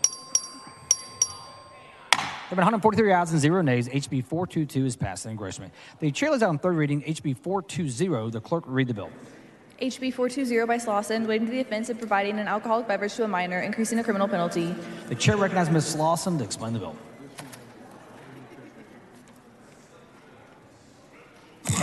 Thank you, Mr. Speaker and members. This bill is named after two of my constituents, Kyle Tennyson and Ethan Sandell, who were just 16 years old when they died in a car crash. These young boys were at another teenager's house when the minors were illegally provided alcohol by the adult sister and mother of their peer. The purpose of this bill is to allow a penalty enhancement from a Class A misdemeanor to a state jail felony for providing an alcoholic beverage to a minor who, as a result of the consumption of that beverage, has caused another person to suffer serious bodily injury or death. This enhancement will simply give district attorneys another tool in their toolbox as they prosecute cases like Kyle and Ethan's. Mr. Speaker, I have a clarifying amendment. The following amendment, the clerk read the amendment. Amendment by Slauson. The chair recognizes Ms. Slauson to explain the amendment. Thank you, Mr. Speaker. This amendment adds language to name this bill Kyle and Ethan's Law, and it also strikes some language about criminal negligence to ensure that the bill applies to a person who knowingly gives alcohol to minors. And this amendment is acceptable to the author. Ms. Slauson sends out an amendment. The amendment is acceptable to the author. The objection to the adoption amendment, chair hears none. The amendment is adopted. The following amendment, the clerk read the amendment. Amendment by Moody. The chair recognizes Mr. Moody to explain the amendment. Thank you, Mr. Speaker. Members, this, in conjunction with the Slauson bill, would also raise the level of the offense to state jail felony if the individual who's furnishing the alcohol to a minor is a public officer as defined in the government code. And I move adoption. Mr. Moody sent an amendment.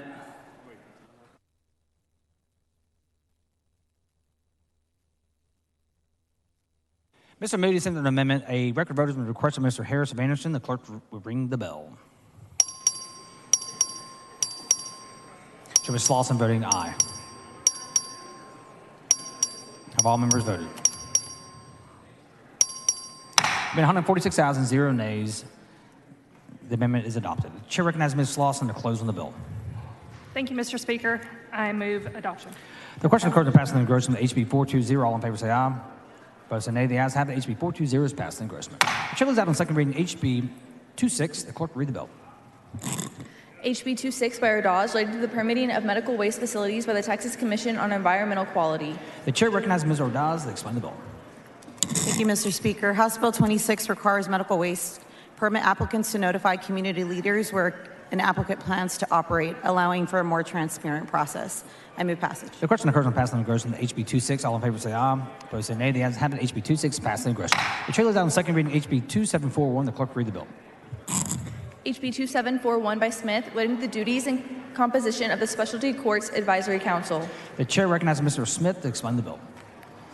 Thank you, Mr. Speaker. Members, HB 2741 amends current statute to add the Juvenile Family Drug Court Program to the Specialty Courts Advisory Council, and I move passage. The question occurs on passing engrossment. HB 2741. All in favor say aye. Opposed say nay. The ayes have it. HB 2741 is passed in engrossment. The chair is out on second reading. HB 2411. The clerk will read the bill. HB 2411 by Tallarico, relating to the use of opioid antagonists on public and private school campuses and at or in transit to or from off-campus school events. The chair recognizes Mr. Tallarico to explain the bill. Thank you, Mr. Speaker. Members, this bill helps respond to our state's ongoing fentanyl crisis by requiring every public school to have opioid antagonists, such as Narcan, the life-saving medication used to reverse an opioid overdose. Grateful for my joint authors, Representative Oliverson, Leo Wilson, Howard, and Zwiener. I move passage. The question occurs on passing of engrossment of HB 2411. All in favor say aye. Opposed say nay. The ayes have it. HB 2411 is passed in engrossment. The chair lays out on second reading HB 2306. The clerk will read the bill. HB 2306 by Hefner, relating to the prosecution of the criminal offense of voyeurism. The chair recognizes Mr. Hefner to explain the bill. Thank you, Mr. Speaker. Members, this bill aims to update the Texas voyeurism laws, otherwise known as the Peeping Tom Law, to tackle offenses only made possible by modern technology. Move passage. The question occurs on passing of engrossment of HB 2306. A record of vote has been requested by Mr. Hefner. The clerk will ring the bell. Show Mr. Hefner voting aye. Ms. Johnson of Dallas voting aye. Have all members voted? There being 148 ayes and 0 nays, HB 2306 is finally passed. Passed engrossment. The chair lays out on second reading HB 3937. The clerk will read the bill. 7 by Johnson of Dallas, relating to a criminal justice system sentencing database established by the Office of Court Administration of the Texas Judicial System. The chair recognizes Ms. Johnson of Dallas to explain the bill. Thank you, Mr. Speaker. Members, HB 3937 requires the Office of Court Administration to establish a statewide electronic database of sentencing information free of charge and accessible to the public, and I have an amendment. The following amendment, the clerk read the amendment. Amendment by Johnson of Dallas. The chair recognizes Ms. Johnson of Dallas to explain the amendment. Thank you, Mr. Speaker. Members, this amendment changes the wording in a few of the data points to allow the Office of Court Administration to seamlessly collect these data points, and I move adoption. Ms. Johnson of Dallas sends an amendment. It is acceptable to the author's objection to the adoption amendment. The chair hears on the amendment is adopted. The chair recognizes Ms. Johnson of Dallas to close on the bill. Thank you, Mr. Speaker. I move passage. The question regarding the passage of goes from HB 3937. All in favor say aye. Opposed say nay. The ayes have it. HB 3937 is passed. Engrossment.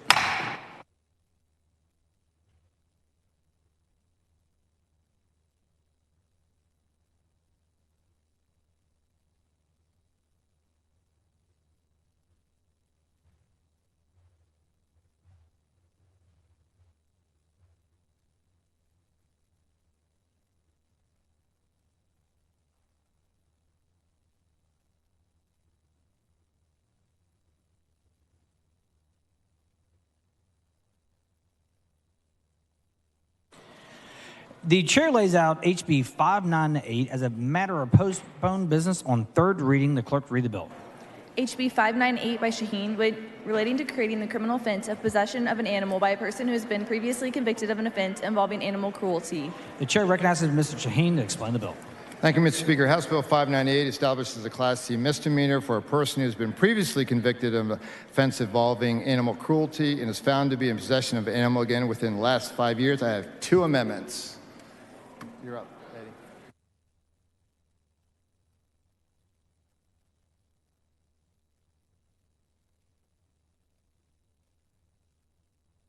Is Mr. Moody on the floor of the House?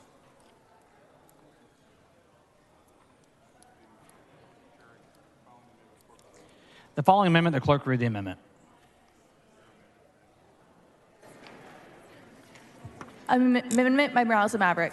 The chair recognizes Mr. Morales of Maverick to explain the amendment.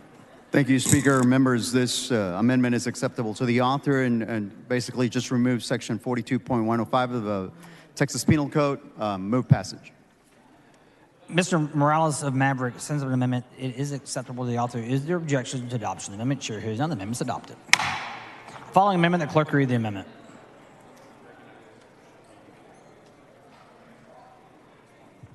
Amendment by Moody. The chair recognizes Mr. Shaheen to explain the amendment. Thank you, Mr. Speaker. The amendment makes it clear that it's an offense if you have possession or exercise control of the animal. You can be in the same room with, or the same house with the animal. So it just has to do with possession and exercise and control of the animal. Move adoption.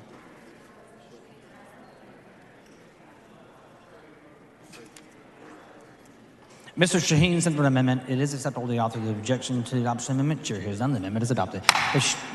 Any member speak for or against on the bill? Seeing none, the chair recognizes Mr. Shaheen to close on the bill. Move adoption or move passage. The question occurs on passage of third reading of HB 598. This is a record vote. The clerk will ring the bell. Show Mr. Shaheen voting aye. Mr. Morales and Maverick voting aye. Show Ms. Dr. Rogers voting aye. Ms. Harrison voting aye.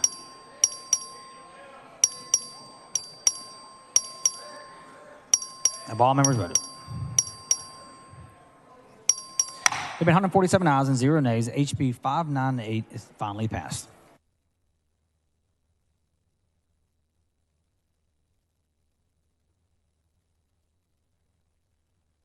The following bills on first reading and referral. The clerk will read the bills and resolutions. SB 1055 by Nichols relating to the creation of a new university in Nacogdoches, Texas within the University of Texas system and the allocation of the annual constitutional appropriation to certain agencies and institutions of higher education, abolishing Stephen F. Austin State University, referred to the Committee on Higher Education. SB 1659 by Schwertner relating to the sunset review process and certain governmental entities subject to that process, referred to the Committee on State Affairs.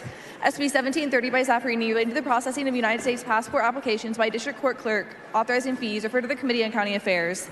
SCR 2 by Nichols extending the duty of the Comptroller of Public Accounts under Section 7C, Article 8, Texas Constitution to deposit certain tax revenue to the State Highway Fund, referred to the Committee on Appropriations.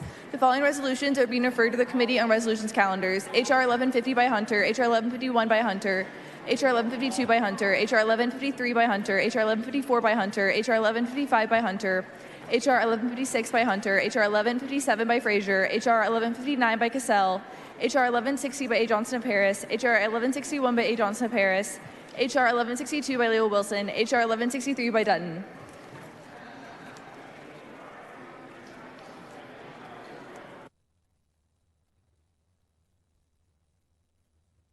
Members, the Speaker's desk is clear. If you have any announcements, please bring them down front.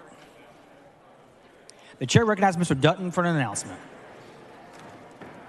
Thank you, Mr. Speaker and members. The Committee on Juvenile Justice and Family Issues will meet in the designated location beginning at 2:30.